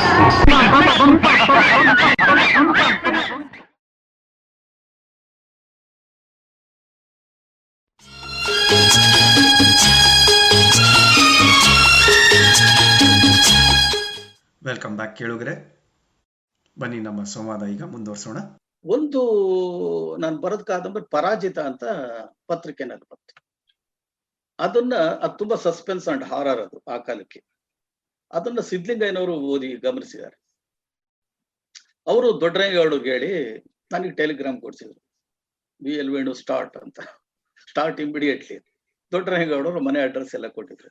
ಅವಾಗ ನೀವು ಚಿತ್ರದುರ್ಗದಲ್ಲೇ ಇದ್ರ ಸರ್? ಇನ್ನು ನಾನು ಗುಲ್ಬರ್ಗಾದಿಂದ ದಾವಣಗೆರೆಗೆ ಬಂದು ದಾವಣಗೆರೆಯಿಂದ ಚಿತ್ರದುರ್ಗ ಬಂದೆ. ನಾನು ದಾವಣಗೆರೆಗಿದ್ದಾಗ ಇಲ್ಲಿ ನಾಗರಾವ್ ಸಿನಿಮಾ ಶೂಟಿಂಗ್ ನಡೀತಾ ಇತ್ತು ಚಿತ್ರದುರ್ಗದಲ್ಲಿ 74 ಏನೋ ಅವಾಗ.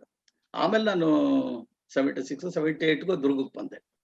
ಆಮೇಲಿಂದ ನಾನೆಲ್ಲೂ ಹೋಗಿಲ್ಲ ಬಿಡಿ, ಇಲ್ಲೇ ಉಳ್ಕೊಂಬಿಟ್ಟೆ. ಆಮೇಲಿಂದ ಎಲ್ಲಿ ಟ್ರಾನ್ಸ್ಫರ್ ಆಗ್ಲಿಲ್ಲೋ, ನೀವೇ ಹೋಗ್ಲಿಲ್ಲೋ, ಏನಾಯ್ತು ಸರ್? ಇಲ್ಲ ಟ್ರಾನ್ಸ್ಫರ್ ಆಗ್ಲಿಲ್ಲ. ನನಗೆ ಪ್ರಮೋಷನ್ಗಳು ಬಂದ್ರು. ನಾನು ಸೂಪರ್ಡೆಂಟ್ ಆಗಿ ರಿಟೈರ್ಡ್ ಆಗಿ ಡಿಸ್ಟ್ರಿಕ್ಟ್ ಹಾಸ್ಪಿಟಲ್ ಇಲ್ಲೇ DH ಆಫೀಸ್ನಾಗ ಒಂದು ವರ್ಷ ದಿವಸ ಕಳೆದೆ. ಆಮೇಲೆ ಅಲ್ಲೇ ಪ್ರಮೋಷನ್ ಮತ್ತೆ FDC ಆದ. ಆಮೇಲಿಂದ ಸೂಪರ್ಡೆಂಟ್ ಆಗಿ ಡಿಸ್ಟ್ರಿಕ್ಟ್ ಹಾಸ್ಪಿಟ್ಲಿಗೆ ಹಾಕಿದ್ರು, ಅಲ್ಲೇ ರಿಟೈರ್ಡ್ ಕೂಡ ಆದೆ. ಆಮೇಲೆ ನನ್ನ ಸೀಟ್ಗೆ ಯಾರು ಪ್ರಯತ್ನ ಮಾಡ್ತಿರ್ಲಿಲ್ಲ. ಅಂದ್ರೆ ನಾನು ಗೌರ್ಮೆಂಟ್ ಅಫಿಷಿಯಲ್ ಆಗಿ ಕೂಡ ಯಾವುದು ಲಂಚ ರುಶ್ವತ್ತುಗಳಿಗೆ ಕೈ ಚಾಚಲಿಲ್ಲ. ನಾನು ಏನ್ ಬರದ್ನೋ ಅದೇ ರೀತಿ ಬದುಕಿದೆ. ಹಾಗಾಗಿ ನನ್ನ ಮೇಲೆ ಕಾಂಪಿಟೇಟರ್ಸ್ ಯಾರು ಇರ್ಲಿಲ್ಲ. ಅಲ್ಲಿ ಇವ್ ನೆತ್ತಿಸ್ ಬರ್ಬೇಕಪ್ಪ ಅಂತ. ಹಾಗಾಗಿ ಹೌದೌದು, ಹೇಗೆ ಬರದ್ನೋ ಹಾಗೆ ಬದುಕಿದ್ದೇನೆ, ಅದು ಬಹಳ ಮುಖ್ಯ ಸರ್ ಒಬ್ಬ ಸಾಹಿತಿಗ. ಆಮೇಲೆ ನಾವು ಬಂಡಾಯದಿಂದ ಬಂದರು ಅಂತ ಹೇಳ್ತೀನಲ್ಲ, ಒಬ್ಬ ಕೆಲವರು ಬಂಡಾಯಗಾಗ್ಲಿ ನೀನು ನಡೆದಂತೆ ನುಡಿದಂತೆ ನಡಿಬೇಕು ಅನ್ನೋದು ಬಹಳ ಮುಖ್ಯ ಅಲ್ಲ. ನಮ್ಮಲ್ಲಿ ಬಂಡಾಯದವರು ಬಡಾಯಿಗಾರರಾಗ್ಬಿಟ್ಟಿದ್ದಾರೆ ಬಿಡಿ. ಈಗ ಅವರು ಕೂಡ ಸರ್ಕಾರಿ ಉದ್ಯೋಗಗಳಿಗೆ ಆಸೆ ಪಡ್ತಾರೆ. ನಾನು ಪ್ರಾಧಿಕಾರದ ಅಧ್ಯಕ್ಷ ಆಗ್ಬೇಕು ಅಂತಲೋ, ಅಥವಾ ಕನ್ನಡ ಸಾಹಿತ್ಯ ಪರಿಷತ್ ಅಧ್ಯಕ್ಷ ಆಗ್ಬೇಕು ಅಂತಲೋ, ಅಕಾಡೆಮಿ ಅಧ್ಯಕ್ಷ. ನಾನಂತವ್ ಯಾವುದಕ್ಕೂ ಆಸೆ ಪಡ್ಲಿಲ್ಲ. ನನಗೆ ಬೇರೆ ಕಡೆಯಿಂದ ದುಡ್ಡು ಬರ ಹಾಗಾಯ್ತು. ನಾನು ಪ್ರಾಮಾಣಿಕವಾಗಿ ಬದುಕಕ್ಕೆ ಸಿನಿಮಾದಲ್ಲಿ ಅವಕಾಶಗಳು ಸಿಕ್ಕು, ಅಲ್ಲಿಂದ ಸ್ವಲ್ಪ ದುಡ್ಡು ಬಂತು. ಇದು ನಾನು ಸ್ವಂತ ಮನೆ ಕೂಡ ನಾನು ಮಾಡ್ಕೊಳಕ್ ಆಗ್ತಾ ಇರ್ಲಿಲ್ಲ. ಅಂತ ಪರಿಸ್ಥಿತಿ ಒಳಗಿದ್ದೆ ನಾನು. ಮನೆ ಒಳಗೆ ನನ್ನ ತಾಯಿ, ತಂಗಿ, ತಮ್ಮ ಎಲ್ಲ ಇದ್ರು. ಎಲ್ಲರೂ ಈ ದುಡ್ಡಲ್ಲೇ ನಾವು ಹುಟ್ಟಿ ಬೆಳಿಬೇಕಾಗಿತ್ತು, ಇದೆಲ್ಲ ಅನ್ಬೋದು. ಬಟ್ ಸಿನಿಮಾದಿಂದ ಬಂದಿದ್ರಿಂದ ನಿಜವಾಗ್ಲೂ ನಾನು ಪ್ರಾಮಾಣಿಕವಾಗಿ ಬದುಕೋದಕ್ಕೂ ಸಾಧ್ಯವಾಯ್ತು.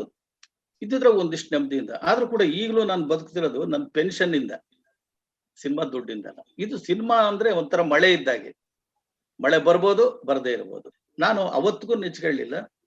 ಅಂತಹ ಒತ್ತಡದಲ್ಲೂ ಕೂಡ ನಾನು ಬೆಂಗಳೂರಿನಲ್ಲಿ ಬದುಕಲಿಲ್ಲ. ಅವಾಗೆಲ್ಲ ಮಡ್ರಾಸಲ್ಲಿ ಇತ್ತು. ನಾನು ಬೆಂಗಳೂರಿಗೆ ಹೋಗಿ ಮಡ್ರಾಸ್ಗೆ ಹೋಗ್ಬೇಕಾಗಿತ್ತು. ದೊರೆ ಭಗವಾನ್ ವಿಜಯ್ ಇವ್ರ ಹತ್ರ ಎಲ್ಲ ಕೆಲಸ ಮಾಡೋದಕ್ಕೆ ಅಲ್ಲಿಗೆ ಹೋಗ್ಬೇಕಾಯ್ತು, ಭಾರ್ಗವ ಹತ್ರನೇ ಆಗ್ಲಿ. ಅವರು ಇಲ್ಲಿಂದ ಅವ್ರಿಗೆ ಆತ್ರ ಅರ್ಜೆಂಟ್ ವೇಣು ಬೇಕು ಅಂತೇಳಿ ಫ್ಲೈಟ್ ಅಲ್ಲಿ ಕರ್ಸ್ಕೊಂಡ್ ಬಿಡ್ತಿದ್ರು. ಕಳಿಸ್ಬೇಕಾದ್ರೆ ರಾತ್ರಿ ಬಸ್ ಹತ್ಸರು. ಬೆಳಿಗ್ಗೆ 5 ಗಂಟೆ ಅಷ್ಟೊತ್ತಿಗೆ ಬಂದು ನಾನು ಬೆಂಗಳೂರಲ್ಲಿ ಇಳಿತಿದ್ದೆ. ಅಲ್ಲೇ ಬಸ್ಗಳು ನಿಂತಿರೋವು. ಬಸ್ಗಳು ಹತ್ತಿದ್ರೆ 9:30 10 ಗಂಟೆ ಅಷ್ಟು ಕರೆಕ್ಟ್ ಆಗಿ ನಮ್ಮ ಆಫೀಸ್ ಹತ್ರ ಬಸ್ ಇಳಿಯೋದು, ಬಸ್ ಸ್ಟ್ಯಾಂಡ್ ಹತ್ರ ಆಫೀಸ್ ಇತ್ತು. ಹಂಗೆ ಹೋಗಿ ಆಫೀಸ್ಗೆ ಮುಖ ತೊಳ್ಕೊಂಡು ಅಲ್ಲೇ ಅಟೆಂಡ್ ಮಾಡ್ತಿದ್ದೆ. ನಾನು ಎಂದೂ ನಾನು ಆಫೀಸಲ್ಲಿ ನನ್ನ ಸರ್ವಿಸಲ್ಲಿ ಒಂದು ನೋಟಿಸ್ ತಗೊಳ್ಳಿಲ್ಲ. ನಾನು ಏನಿದ್ರು ಸೆಕೆಂಡ್ ಸಾಟರ್ಡೆ ಸಂಡೇ ಮಾತ್ರ ಆ ಸಿನಿಮಾದವರಿಗೆ ಮೀಸಲಾಗಿಟ್ಟಿರ್ತಿದ್ದೆ.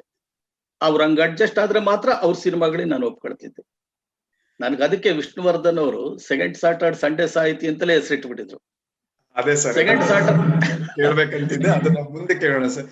ನೀವು ಇಷ್ಟೊತ್ತವರೆಗೆ ಹೇಳ್ದಾಗೆ ನೀವು ಕತೆ ಬರಿಬೇಕು, ಕಾದಂಬರಿ ಬರಿಬೇಕು ಅಂತಾನೆ ಬರೀಲಿಲ್ಲ, ಬರಿತಾ ಹೋದ್ರಿ, ಲವ್ ಸ್ಟೋರಿಗಳನ್ನು ಬರಿತಾ ಹೋದ್ರಿ, ಮತ್ತೆ ಅವು ಕಳಿಸ್ತಾ ಹೋದ್ರಿ. ಅವು ಹಾಗೆ ಬಹುಶಃ ನೀವು ಜನರಿಗೆ ಮುಟ್ಟುವಂತ ಸುತ್ತಮುತ್ತಲಿನ ವಿಷಯಗಳನ್ನೇ ಬರಿತಾ ಇದ್ದ ಕಾರಣಕ್ಕಾಗಿ ಅವು ಇದು ಜನರಿಗೆ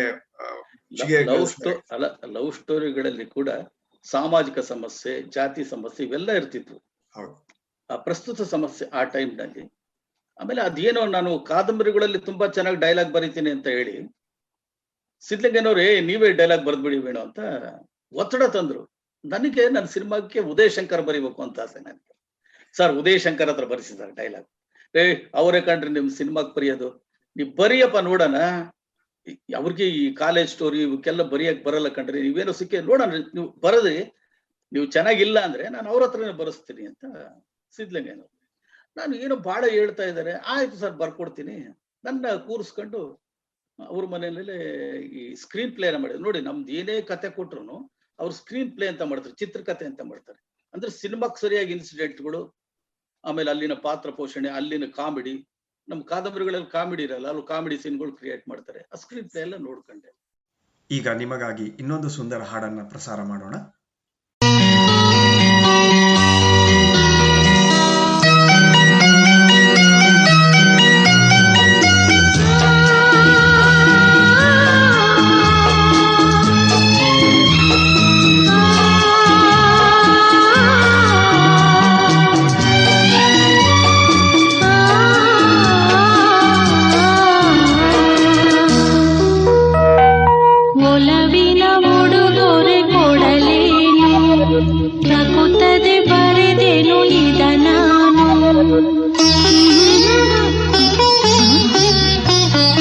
ಒಲವಿನ ಉಡುಗೊರೆ ಕೊಡಲೇನು, ರಕುತದೆ ಬರೆದೆನು ಇದ ನಾನು.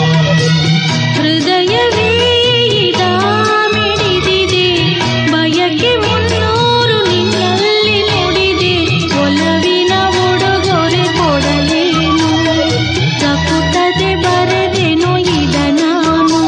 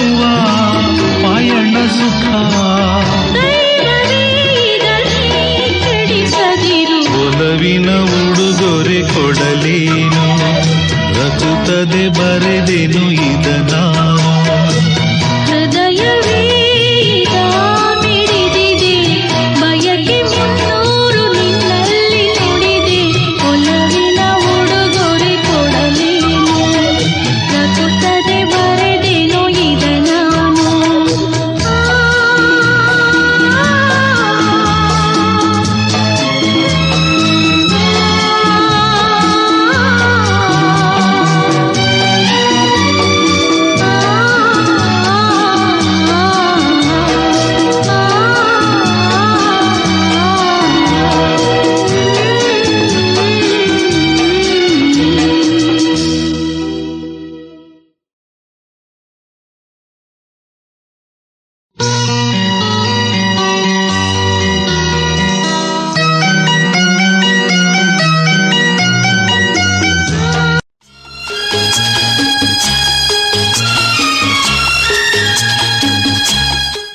ವೆಲ್ಕಮ್ ಬ್ಯಾಕ್ ಕೇಳುಗರೆ.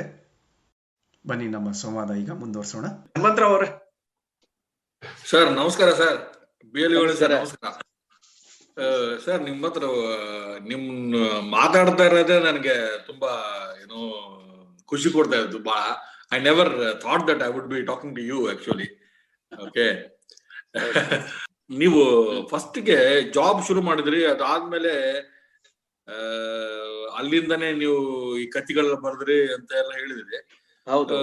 ಬಟ್ ಬರವಣಿಗೆ ಎಂಬುದು ಅದೇನು ಎಲ್ಲಿಂದ ಬರೋಂತ ವಿಷಯ ಅಲ್ಲ ಸರ್. ಅದು ಬರವಣಿಗೆ ಬರ್ಬೇಕಂದ್ರೆ ನಿಮ್ಗೆ ಅದು ಇರ್ಬೇಕು. ಅಂದ್ರೆ it has to have you know ಅದು ಎಲ್ಲಿಂದ ಶುರು ಆಗ್ತದೆ ನಿಮ್ಗೆ? ಅಂದ್ರೆ ಮುಂಚೆ ಇತ್ತ ನಿಮ್ಮ ಹತ್ರ ಏನಾದ್ರು ಆ ಒಂದು ಏನಾದ್ರು ಅದಕ್ಕೆ ಸ್ಪಾರ್ಕ್ ಅಂತ ಹೇಳ್ತೇವಲ್ಲ ಹಂಗೆ? ಇಲ್ಲ ಇಲ್ಲ ಇಲ್ಲ, ನಾನು ಇಲ್ಲಿ ಆರ್ಕೆಸ್ಟ್ರಾ ಮಾಡ್ಕೊಂಡು ನಾನು ಸಿಂಗರ್ ಆಗಿದ್ದೆ. ಇಲ್ಲ, ನಾನೇ ಆರ್ಕೆಸ್ಟ್ರಾ ಡೈರೆಕ್ಟ್ರು, ವಾದ್ಯಗಳನ್ನು ನುಡಿಸ್ತಿದ್ದೆ. ನಾನು ಸಾಹಿತಿ ಆಗ್ತೀನಿ ಅಂತ ಅಂದ್ಕೊಂಡಿರಲಿಲ್ಲ. ನಾನು ಗುಲ್ಬರ್ಗಕ್ಕೆ ಬಂದಲ್ಲ, ಅದು ಒಂಥರ ಒಂಟಿ ಜೀವನ. ಏನ್ ಮಾಡೋದು, ಸಮಯ ಕಳಿಯಕ್ ಆಗ್ತಿಲ್ವಲ್ಲ ಅಂತ ಏನೇನೋ ಬರೆಯಕ್ ಶುರುವಾದೆ. ಆಮೇಲೆ ನನಗೆ ಜೀವನಾನುಭವ ಬಹಳ ಮುಖ್ಯ. ಎಷ್ಟು ನೀವು ಡಿಗ್ರಿಗಳು ತಗೊಳೋದಕ್ಕಿಂತ ಮನುಷ್ಯನಿಗೆ ಜೀವನಾನುಭವ ಇರಬೇಕು, ಅದನ್ನ ಅಭಿವ್ಯಕ್ತಿಗೊಳಿಸ್ತಕ್ಕಂಥ ಟ್ಯಾಲೆಂಟ್ ಇರ್ಬೇಕು. ಈ ನಿಮ್ಗೂ ಬೇಕಾದಷ್ಟು ಅನುಭವಗಳು ಇರ್ತವೆ, ಅದನ್ನ ನೀವು ಹಾಳೆ ಮೇಲೆ ಹೆಂಗ್ ತರ್ತೀರಾ, ಹೆಂಗೆ ನಿಮ್ಮ ಅನ್ನೋದು ಬಹಳ ಮುಖ್ಯ ಆಗುತ್ತೆ. ಇಲ್ಲ, ನನ್ನ ಪ್ರಶ್ನೆ ಅದೇ. ಅಂದ್ರೆ ಇವಾಗ ಅನುಭವ ಬೇರೆ ಎಲ್ಲರಿಗೂ ಇರ್ತದೆ ಅಂತ ಇಟ್ಕೊಳ್ಳಿ, ನನಗೆ ಉದೆ.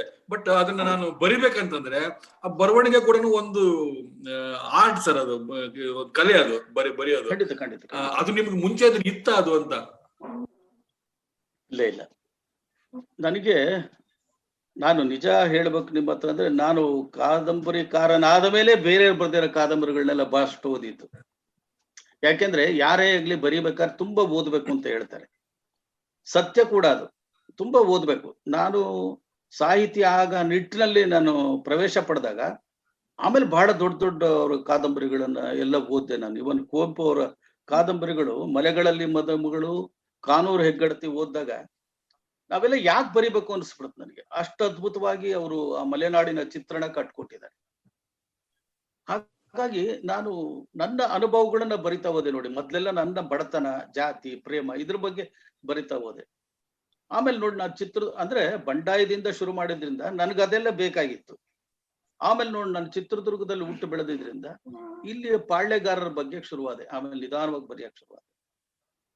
ಮೊದಲು ನಾನು ಗಂಡುಗಲಿ ಮಧುಕರ ನಾಯಕ ಅಂತ ಕಾದಂಬರಿ, ನಮ್ಮ ಸ್ನೇಹಿತರು ಹೇಳಿದ್ರು, ಏನೇನೋ ಬರಿತಾ ಇದೆಯಾ, ಚಿತ್ರದುರ್ಗದ ಬಗ್ಗೆ ಬರೆಯಯ್ಯ ಅಂತ ಹೇಳ್ತಿದ್ರು. ಚಿತ್ರದುರ್ಗದ ಬಗ್ಗೆ ಬರೆಯೋದಕ್ಕೆ ಕೂಡ ಬಹಳ ಗಂಡೆದೆ ಬೇಕು. ಇದ್ರ ಚರಿತ್ರೆ ಎಲ್ಲ ತಿಳ್ಕೋಬೇಕಲ್ಲ. ಯಾಕೆಂದ್ರೆ ಒಂದು ಚಾರಿತ್ರಿಕ ಕಾದಂಬರಿ ಬರೆಯೋದು ಅಷ್ಟು ಸುಲಭವಾದ ಮಾತಲ್ಲ ಅದು. ಈಗ ನಮ್ಮ ಅನುಭವವನ್ನೇ ಅಭಿವ್ಯಕ್ತಿಗೊಳಿಸ್ಬಿಡ್ಬೋದು. ಬೇರೆ ವಿಷಯದಲ್ಲಿ ನಮ್ಗೆ ಸ್ವಾತಂತ್ರ್ಯ ಇದೆ. ಚಾರಿತ್ರಿಕ ಕಾದಂಬರಿಗಳನ್ನು ಬರೆಯೋದ್ರಿಂದ ಅವ್ರ ಸಂಶೋಧಕರು ಏನ್ ಸಂಶೋಧನೆ ಮಾಡಿ ಗ್ರಂಥಗಳನ್ನ ಬರೆದಿರ್ತಾರೆ, ಲೇಖನಗಳ ಬರ್ತಾರೆ, ಅದನ್ನೆಲ್ಲ ಸ್ಟಡಿ ಮಾಡಿ ಐತಿಹಾಸಿಕ ಪ್ರಕರಣಗಳು, ಘಟನೆಗಳ ಸುತ್ತ ನಾವು ಕಲ್ಪನೆಯ ಕುದುರೆನ ಓಡಿಸ್ಬೇಕು. ಅಂದ್ರೆ ನಮ್ಗೊಂದು ಚೌಕಟ್ಟು ಇರುತ್ತೆ, ಆ ಚೌಕಟ್ಟಿನಲ್ಲೇ ನಮ್ ಕಲ್ಪನೆಯ ಕುದುರೆ ಓಡಿಸ್ಬೇಕು. ಆದ್ರಿಂದ ಐತಿಹಾಸಿಕ ಕಾದಂಬರಿಗಳು ಬರೆಯೋದು ತುಂಬಾ ಕಷ್ಟ. ಮತ್ತೆ ಅದಕ್ಕೆ ಒಂದಷ್ಟು ಭಾಷಾ ಪ್ರೌಢಿಮೆ ಕೂಡ ಇರಬೇಕು.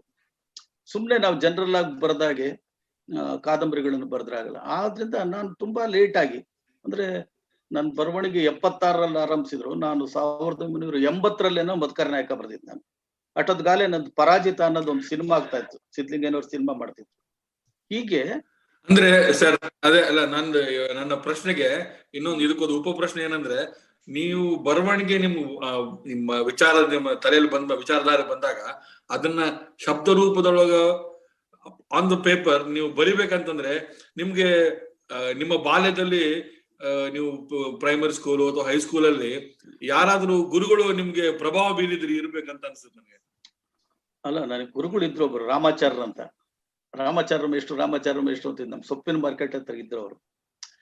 ಬಟ್ ಅವರು ಒಡೆದ ನಮಗೆ ಕನ್ನಡ ಗಿನ್ನಡ ಎಲ್ಲ ಅವಾಗ ಹೇಳ್ಕೊಡೋರು. ಹಂಗಂದ ತಕ್ಷಣ ನನ್ಗೆ ಅದು ಅಲ್ಲಿ ಕನ್ನಡ ಕಲ್ತೆ ಅಂತಲ್ಲ, ಕನ್ನಡ ನಮಗೆ ಇವನ್ ಮಿಡ್ಲ್ ಸ್ಕೂಲಿಗೆ ಬರೋವರೆಗೂ ಕನ್ನಡ ಇತ್ತು, ಆಮೇಲೂ ಕನ್ನಡ ಇತ್ತು, ಇಂಗ್ಲಿಷ್ ಆಮೇಲೆ ಶುರುವಾಯ್ತು ನನ್ಗೆ. ಇಲ್ಲಿ ಬಹಳಷ್ಟು ಡಿಗ್ರಿ ಬೇಕು ಅಥವಾ ಕನ್ನಡ ಮೇಜರ್ ತಗೊಂಡು ಓದಬೇಕು ಅಂತ ಏನೂ ಇಲ್ಲ. ನಿಮ್ಮ ಜೀವನಾನುಭವ ಏನಿರುತ್ತೆ ನಿಮ್ಮದು ಅಥವಾ ಕಂಡುಹಿಡಿದ್ದು ಅಕ್ಕಪಕ್ಕದ್ದು ಅವರ ಜೀವನಾನುಭವಗಳನ್ನು ನಾವು ನೋಡ್ತೀವಿ. ಈಗ ದಲಿತ ಸಮಸ್ಯೆ ಬಗ್ಗೆ ನಾನು ಸಾಕಷ್ಟು ಕಾದಂಬರಿಗಳು ಬರೆದೆ, ಅವು ಸಿನಿಮಾಗಳು ಅಥವಾ ಅವಾರ್ಡ್ಗಳೆಲ್ಲ ಬಂತು. ಅಂದ್ರೆ ನಾನು ವೈಯಕ್ತಿಕ ನಾನೇ ದಲಿತ ಅಲ್ಲ, ಆದ್ರೆ ದಲಿತರ ನೋವನ್ನ ನೋಡಿ ಅದನ್ನ ಅಭಿವ್ಯಕ್ತಿಗೊಳಿಸೋದು, ಅದನ್ನ ಹೆಂಗ್ ಚಿತ್ರಣ ಮಾಡ್ಬೇಕು, ಅದನ್ನ ಯಾಕೆ ಬರಿಬೇಕು ಅನ್ನೋದು ನನಗೆ ಅದ್ರ ಬಗ್ಗೆ ಗೀಳಿತ್ತು. ಆಮೇಲೆ ಆ ನೋವಿನ ಬಗ್ಗೆ, ಆಮೇಲೆ ಈ ನಮ್ಗೂ ಅವ್ರಿಗೇನು ಬಹಳ ವ್ಯತ್ಯಾಸ ಇಲ್ಲ, ಅವರು ಅಸ್ಪೃಶ್ಯರು, ನಾವು ಆ ಕಾಲದಲ್ಲಿ ಸ್ಪೃಶ್ಯರು ಅಷ್ಟೇ, ಏನು ಅವ್ರಿಗೂ ಬಹಳ ಡಿಫ್ರೆನ್ಸ್ ಇಲ್ಲ. ನಮ್ಮನ್ನ ಒಳಗಡೆ ಬಿಟ್ಕೊಳ್ತಿದ್ರು, ಕಾಫಿ ಕೊಡ್ತಿದ್ರು, ಲೋಟ ತೊಳೆದಿಟ್ಟು ಹೋಗು ಅಂತ ಹೇಳ್ತಿದ್ರು, ಅವ್ರಿಗೆ ಒಳಗಡೆನೆ ಬಿಟ್ಕೊಳ್ತಿರ್ಲಿಲ್ಲ, ಅಷ್ಟು ವ್ಯತ್ಯಾಸ. ಅವ್ರನ್ನೂ ನನಗೆ ಗೊತ್ತಿತ್ತು, ಯಾಕೆಂದ್ರೆ ಅವರೆಲ್ಲ ನನ್ನ ಸ್ನೇಹಿತರುಗಳು ಆಗಿದ್ರು. ಹೀಗಾಗಿ ಅದನ್ನೇ ನಾನು ಮೊದಲು ಬರೆಯಕ್ಕೆ ಶುರುವಾದೆ. ಆಮೇಲೆ ಬಂಡಾಯದ ಪೀರಿಯಡ್ ಆಗಿದ್ರೆ ಅದಕ್ಕೆ ತುಂಬಾ ವೆಲ್ಕಮ್ ಸಿಕ್ತಿದ್ರೆ, ನಮ್ಮಂತರು ಸಾಹಿತಿಗಳಿಗೆ ಆಗಕ್ಕೆ ಸಾಧ್ಯವಿಲ್ಲ. ಅವಾಗ ತುಂಬಾ ಈ ನವ್ಯದ ಬಗ್ಗೆ ಬಹಳ ಇತ್ತು, ನವ್ಯದ ಕತೆ ಕಾದಂಬರಿಗಳೇ ಬಹಳ ಬರ್ತಾ ಇತ್ತು. ಆ ಟೈಮ್ನಲ್ಲಿ ನೋಡಿ, ಬಂಡಾಯ ಅನ್ನೋದು ಉಟ್ಕೊಳ್ತಾ ಹೋಗಿದ್ರೆ ಶ್ರೀಸಾಮಾನ್ಯರ ನೋವು, ಅವರ ನಲಿವು, ಅವ್ರಿಗಾಗ ಅಪಮಾನ, ಅವ್ರಿಗಾಗ ಅನ್ಯಾಯ, ಅವ್ರ ಮೇಲೆ ಆಗ್ತಿರೋ ದೌರ್ಜನ್ಯ, ದಬ್ಬಾಳಿಕೆ ಯಾವುದು ಯಾರಿಗೂ ಗೊತ್ತಾಗ್ತಾ ಇರಲಿಲ್ಲ. ಹಾಗಾಗಿ ಬಂಡಾಯದ ಪೀರಿಯಡ್ ಏನಿದೆ ನನ್ನ ದೃಷ್ಟಿ ಒಳಗೆ ನಮ್ಮಂತರ್ಗತ ಸುವರ್ಣ ಯುಗ. ನಾವೆಲ್ಲ ಬರಹಗಾರರು, ನಮಗೆ ಲಂಕೇಶ್ ಖುಷಿ ಕೊಟ್ರು, ಆ ಕಾಲಕ್ಕೆ ಕುವೆಂಪು ಅವ್ರು ಖುಷಿ ಕೊಟ್ರು, ದೇವನೂರು ಮಹಾದೇವ ಖುಷಿ ಕೊಟ್ರು. ಹೀಗೆ ನಮ್ಗೆ ಅವ್ರುಗಳು, ಆ ಸಾಹಿತಿಗಳು ನಮ್ಗೆ ಇಷ್ಟ ಆದ್ರೆ ಹೊರತು ಬೇರೆಯವರಲ್ಲ. ಇವರೇ ನಮ್ಮನ್ನ ಬಹಳಷ್ಟು ಅಟ್ರಾಕ್ಟ್ ಮಾಡಿತ್ತು. ನಾವು ಈ ತರ ಕುವೆಂಪು ಅವ್ರ ತರ ಬರಿಬೇಕು, ಲಂಕೇಶ್ ತರ ಬರಿಬೇಕು, ದೇವನೂರು ಮಹಾದೇವ್ ತರ ಬರಿಬೇಕು. ಹೀಗೆ ನಮ್ಗೆ ಅವರು, ಆಮೇಲೆ ಬರ್ಗೂರು ಕೂಡ ಅಷ್ಟೇನೆ. ಬರ್ಗೂರು ಆ ಕಾಲದಲ್ಲೇ ನಾನು ಬರೆದ ಬೆತ್ತಲೆ ಸೇವೆ ಬಗ್ಗೆ ಕಾಮೆಂಟ್ಸ್ ಬರ್ದಿದ್ರು ಅವರು.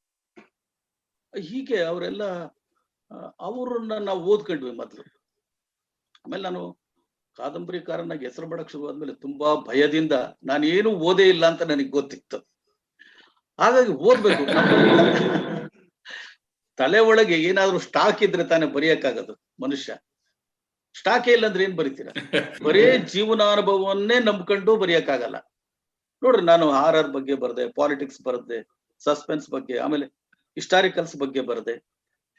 ತುಂಬಾ ಚೆನ್ನಾಗಿ ಹೇಳಿದ್ರೆ ವೇಣು ಸರ್. ಈಗ ನೀವು ಮಾತಾಡ್ತಾ ಇದ್ದದ್ರಲ್ಲೇ ಒಂದು ಪ್ರಶ್ನೆ ಹುಟ್ಕೊಂಡಿದೆ.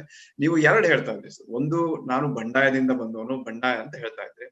ಇದನ್ನ ನಾವು ಬಂದ ಬರ್ಗೂರವ್ರಿಗೂ ಕೇಳಿದ್ವಿ, ಅವರ ಬಂಡಾಯದ ಎಕ್ಸ್ಪ್ಲನೇಷನ್ ಬೇರೆ ಇತ್ತು. ನೀವು ಪ್ರೇಮ ಕಥೆಗಳನ್ನು ಬರೀಲಿಕ್ಕೆ ಶುರು ಮಾಡಿದವರು ಸರ್. ಪ್ರೇಮ ಕಥೆಗಳಲ್ಲಿ ಯಾವ ರೀತಿಯ ಬಂಡಾಯ ಇರ್ತದೆ? ಬಂಡಾಯ ಅಂದ್ರೆ ಏನು ಸರ್? ಪ್ರೇಮ ಕಥೆಗಳಲ್ಲಿರುವ ಬಂಡಾಯ ಯಾವುದು? ಆಮೇಲೆ ಇನ್ನೊಂದು, ಐತಿಹಾಸಿಕ ಕಾದಂಬರಿ ಬಗ್ಗೆ ಹೇಳ್ತಾ ಇದ್ರಿ ಸರ್. ಈ ಐತಿಹಾಸಿಕ ಕಾದಂಬರಿ ಬರೆಯುವಾಗ ಒಬ್ಬ ಕಾದಂಬರಿಕಾರ ಅಥವಾ ಕಥೆಗಾರನಿಗೆ ಒಂದು ಪ್ರಜ್ಞೆ ಇರುವುದು ಬಹಳ ಮುಖ್ಯ ಸರ್. ಆ ಐತಿಹಾಸಿಕ ಘಟನೆಗಳು, ಯಾಕಂದ್ರೆ ಕಾದಂಬರಿ ಬರೆಯುವಾಗ ನೀವು ಸ್ವಲ್ಪ ಲಿಬರ್ಟಿ ತಗೊಳ್ತೀರ. ಆ ಲಿಬರ್ಟಿ ತಗೊಳ್ಳುವಾಗ ಐತಿಹಾಸಿಕವಾಗಿ ಯಾವುದೇ ಚ್ಯುತಿ ಬರದ ಹಾಗೆ ಬರೆಯುವುದು ಅವನ ಕರ್ತವ್ಯ ಆಗಿರ್ತದೆ. ಇವೆರಡನ್ನು ಹೇಗೆ ನೀವು ನಿಭಾಯಿಸ್ತೀರಾ? ನೋಡಿ, ಇವಾಗ ನೀವೊಂದು ಪ್ರೇಮದ ಬಗ್ಗೆ ಹೇಳಕ್ ಹೊರಡ್ತೀರಾ, ಎಲ್ಲರಿಗೂ ಅಷ್ಟೇ, ನಾವೆಲ್ಲ ಒಟ್ಟಿಗೆ ಬಳತಾ ಇರ್ತೀವಿ. ಯಾವನಾದ್ರೂ ಒಬ್ಬ ಅಥವಾ ಯಾವಳಾದ್ರೂ ಒಬ್ಬ ಹುಡುಗಿ ಪ್ರೇಮಿಸಿದ್ಲು ಅಂದಾಗ ಎಲ್ಲಾ ಚೆನ್ನಾಗಿ ನಡ್ಕೊಂಡು ಹೋಗ್ತಾ ಇರುತ್ತೆ. ಅವ್ರಪ್ಪನ ಮನೆಗೆ ಊಟ ಮಾಡ್ಕೊಂಡು ಅವಳು ಬರ್ತಾಳೆ, ನಾವ್ ಇಲ್ಲಿಂದ ಊಟ ಮಾಡ್ಕೊಂಡು ಹೋಗ್ತೀವಿ, ಎಲ್ಲೋ ಮೀಟ್ ಮಾಡ್ತೀವಿ, ಏನೋ ಮಾತಾಡ್ತೀವಿ, ಆಗುತ್ತೆ. ಆದ್ರೆ ಒಂದು ಮದುವೆ ಆಗ್ಬೇಕು ಅಂದ ತಕ್ಷಣನೇ ಜಾತಿನೇ ಬಹಳ ದೊಡ್ಡ ಸಮಸ್ಯೆ ಆಗ್ತದೆ. ಜಾತಿ ದೊಡ್ಡ ಸಮಸ್ಯೆ ಆದಾಗ ಜಾತಿ ಈ ಸಮಾಜದ ಮೇಲೆ ಬೀರ್ತಕ್ಕಂತಹ ದೌರ್ಜನ್ಯ, ದಬ್ಬಾಳಿಕೆ, ಜಾತಿ ಅನ್ನೋದು, ಮೇಲ್ಜಾತಿಯನ್ನ ಅಹಂ, ಅವೆಲ್ಲ ಗೊತ್ತಾಗೋದು ನಿಮ್ಗೆ ಪ್ರೀತಿ ಮಾಡಿದ್ರೆ ಮಾತ್ರ ಗೊತ್ತಾಗುತ್ತೆ. ಇದ್ರ ಗೊತ್ತಾಗಲ್ಲ ನಿಮ್ಗೆ. ನಿಮಗೆ ಜಾತಿ, ನಾನು ಹೇಳ್ತೀನಲ್ಲ, ಜಾತಿ ಒಂದು ಸಮಸ್ಯೆನೇ ಅಲ್ಲ. ಪ್ರೀತಿ ಮಾಡಿದಾಗ ಜಾತಿ ಸಮಸ್ಯೆ ಬರುತ್ತೆ. ಅಥವಾ ಒಬ್ಬ ಒಂದು ದಲಿತನಾಗಿ ಹುಟ್ಟಿದಾಗ ಅವನು ಅಸ್ಪೃಶ್ಯನಾಗಿರ್ತಾನೆ, ಅವನು ತುಂಬಾ ಅಪಮಾನಗಳನ್ನು, ನೋವುಗಳನ್ನು ಅನುಭವಿಸ್ತಾ ಇರ್ತಾನೆ. ನೋಡ್ರಿ, ಅದೇ ಒಬ್ಬ DC ಅಧಿಕಾರಿ ಆದ್ರೆ, ಒಬ್ಬ ಮಂತ್ರಿ ಅಧಿಕಾರಿ ಆದ್ರೆ ಅವನ ಮನೆ ಒಳಗೆ ಬಿಟ್ಕೋತಾರೆ, ದೇವಸ್ಥಾನಗಳಲ್ಲಿ ಬಿಟ್ಕೋತಾರೆ, ಆಮೇಲೆ ದೇವಸ್ಥಾನ ಕ್ಲೀನ್ ಮಾಡ್ತಾರಂತೆ. ಅಯೋಗ್ಯರಿದ್ದೇ ಇದ್ದಾರೆ, ಈಗಲೂ ಇದ್ದಾರೆ. ಆದ್ರೆ ಒಬ್ಬ ಬಡವನ್ನ, ಒಬ್ಬ ದಲಿತನ್ನ ಮನೆ ಒಳಗೆ ಬಿಟ್ಕೋತಾರ? ಈಗ್ಲೂ ಹಳ್ಳಿಗಳಲ್ಲಿ ಕಷ್ಟ ಇದೆ ಅದು. ಆದ್ರೆ ಅದರಿಂದ ನಮ್ಮರು ಏನಿದ್ದಾರೆ, ಈ ಜಾತಿ ಸಮಸ್ಯೆ ಹೋಗ್ಬೇಕು ಅಂದ್ರೆ ನಮ್ಮರೆಲ್ಲರೂ ತುಂಬಾ ಓದ್ಕೊಳ್ಬೇಕು, ಚೆನ್ನಾಗಿ ಓದ್ಕೊಳ್ಬೇಕು. ದೊಡ್ಡ ದೊಡ್ಡ ಅಧಿಕಾರಗಳಲ್ಲಿ ಇದ್ರೆ ಮಾತ್ರ. ಒಬ್ಬ DC ಆಗಿದ್ರೆ ಬ್ರಾಹ್ಮಣ ಕ್ಲಾರ್ಕ್ ಇರೋನು ಬಂದು ನಮಸ್ಕಾರ ಸರ್ ಅಂತಾನೆ. ಆ ನಮಸ್ಕಾರ ಹೊಡೆಯೋದು ಅಧಿಕಾರಕ್ಕೆ, ದಲಿತನಿಗಲ್ಲ. ದಲಿತನಿಗೆ ಒಳಗಡೆ ಅವನ ಬಗ್ಗೆ ಇರೋ ಭಾವನೆನೇ ಬೇರೆ ಇರುತ್ತೆ. ಆದ್ರೆ ಎದುರ್ಗಾದ್ರೂ ನೀವು ಬಗ್ಬೇಕಾ, ನಮಸ್ಕಾರ ಮಾಡ್ಬೇಕಾ? ನನ್ ಪೇಜಾವರ ಹತ್ರ ಇದ್ರ ಕಾಲಾಗೆ ನಾನು ಬಹಳಷ್ಟು ಸರಿ ಪೇಜಾವರ ಬಡದ ವಿಷಯದ ಜಗಳ ಮಾಡಿದ್ರಿ. ಅಲ್ಲ, ಈಗ ಸಾಮಾಜಿಕ ಕಾದಂಬರಿಗಳ ಬಗ್ಗೆ, ಪ್ರೇಮದ ಬಗ್ಗೆ ಬರೆಯಬೇಕಾದ್ರೆ ಈ ಜಾತಿ ಸಮಸ್ಯೆ ಬರುತ್ತೆ, ಆಮೇಲೆ ಅಂತಸ್ತುಗಳ ಸಮಸ್ಯೆ ಬರುತ್ತೆ, ಬಡತನ, ಸಿರಿಸನ ಸಮಸ್ಯೆ ಬರುತ್ತೆ. ಅದನ್ನೇ ನೀವು ವೈವಿಧ್ಯವಾಗಿ ಕಟ್ಕೊಡ್ಬೇಕು. ಐತಿಹಾಸಿಕ ಕಾದಂಬರಿ ಬರೆದಾಗ ನೀವು ಒಂದು ಚೌಕಟ್ಟಲ್ಲೇ ಬರಿಬೇಕಲ್ಲ. ಅಲ್ಲೂ ಕೂಡ ನಾನು ಸಮಯ ಪ್ರಜ್ಞೆ, ಸಮಕಾಲೀನ ಪ್ರಜ್ಞೆ ಇಟ್ಕೊಂಡು ಕಾದಂಬರಿ ಬರ್ದೆ. ಈಗ ನಾನು ಮದಕರಿ ನಾಯಕ ಕಾದಂಬರಿ ಬರೆದಾಗ ಎಲ್ಲ ಒಂದು ಮೂಲೆ ಒಳಗೆ ಒಂದು ಪೇಜು ಒಬ್ಬವನ ಬಗ್ಗೆ ಬರೆಯಕ್ ಹೋಗ್ಲಿಲ್ಲ ನಾನು. ಮದಕರಿ ನಾಯಕನಷ್ಟೇ ಪ್ರಾಮಿನೆನ್ಸ್ ನ ಓಬವ್ವನಿಗೂ ಕೊಟ್ಟೆ, ಓಬವ್ವನ ಚಿತ್ರಣಕ್ಕೆ.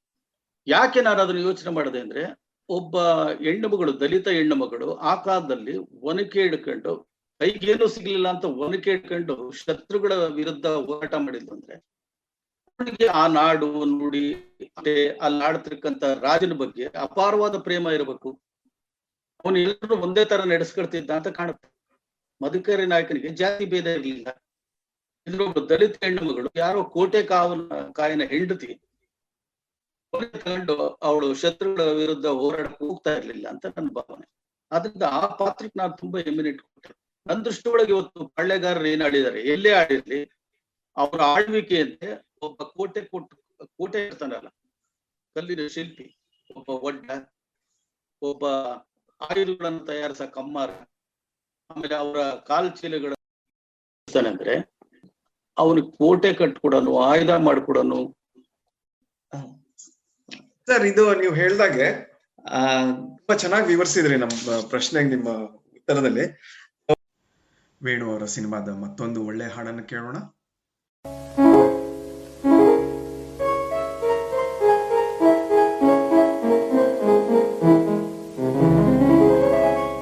ನಲಿವ ಗುಲಾಬಿ ಹೂವೆ, ಮುಗಿಲ ಮೇಲೇರಿ ನಗುವೆ.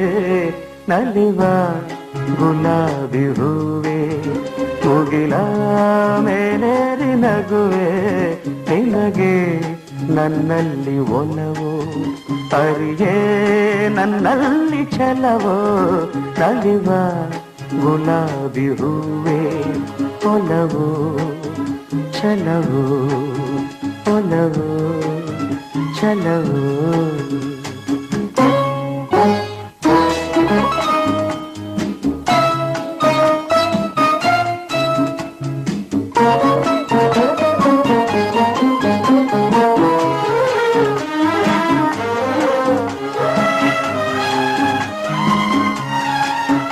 ಸುಳಿದೆ ತಂಗಾಳಿಯಂತೆ, ನುಡಿದೆ ಸಂಗೀತದಂತೆ. ಸುಳಿದೆ ತಂಗಾಳಿಯಂತೆ, ನುಡಿದೆ ಸಂಗೀತದಂತೆ. ಒಲವಿನ ಬಲೆಯಲ್ಲಿ ಸೆಳೆಯುತ್ತ ಕುಳಿದೆ ಸೊಗಸಾಗಿ, ಹಿತವಾಗಿ. ಮನವಾಣಿ ಸೇರಲಿದೆ, ಬಯಕೆ ನೂರಾರು ತಂದೆ. ಬಯಸದೆ ಬಳಿಯಲ್ಲಿ ಸುಳಿಯುತ್ತ ಒಲಿದೆ, ಹಿಂದೆಗೆ ದೂರಾದೆ. ಬಯಸದೆ ಬಳಿಯಲ್ಲಿ ಸುಳಿಯುತ್ತ ಒಲಿದೆ, ಹಿಂದೆಗೆ ದೂರಾದೆ. ಹೀಗೇಕೆ ಮರೆಯಾದೆ, ನಲಿವ ಗುಲಾಬಿ ಹೂವೆ, ಮುಗಿಲ ಮೇಲೇರಿ ನಗುವೆ. ನಿನಗೆ ನನ್ನಲ್ಲಿ ಒಲವು ಅರೆಯೇ ನನ್ನಲ್ಲಿ ಛಲವೋ ನಲಿವ ಗುಲಾಬಿ ಹೂವೇ ಒಲವು ಛಲವು ಒಲವು ಛಲವು.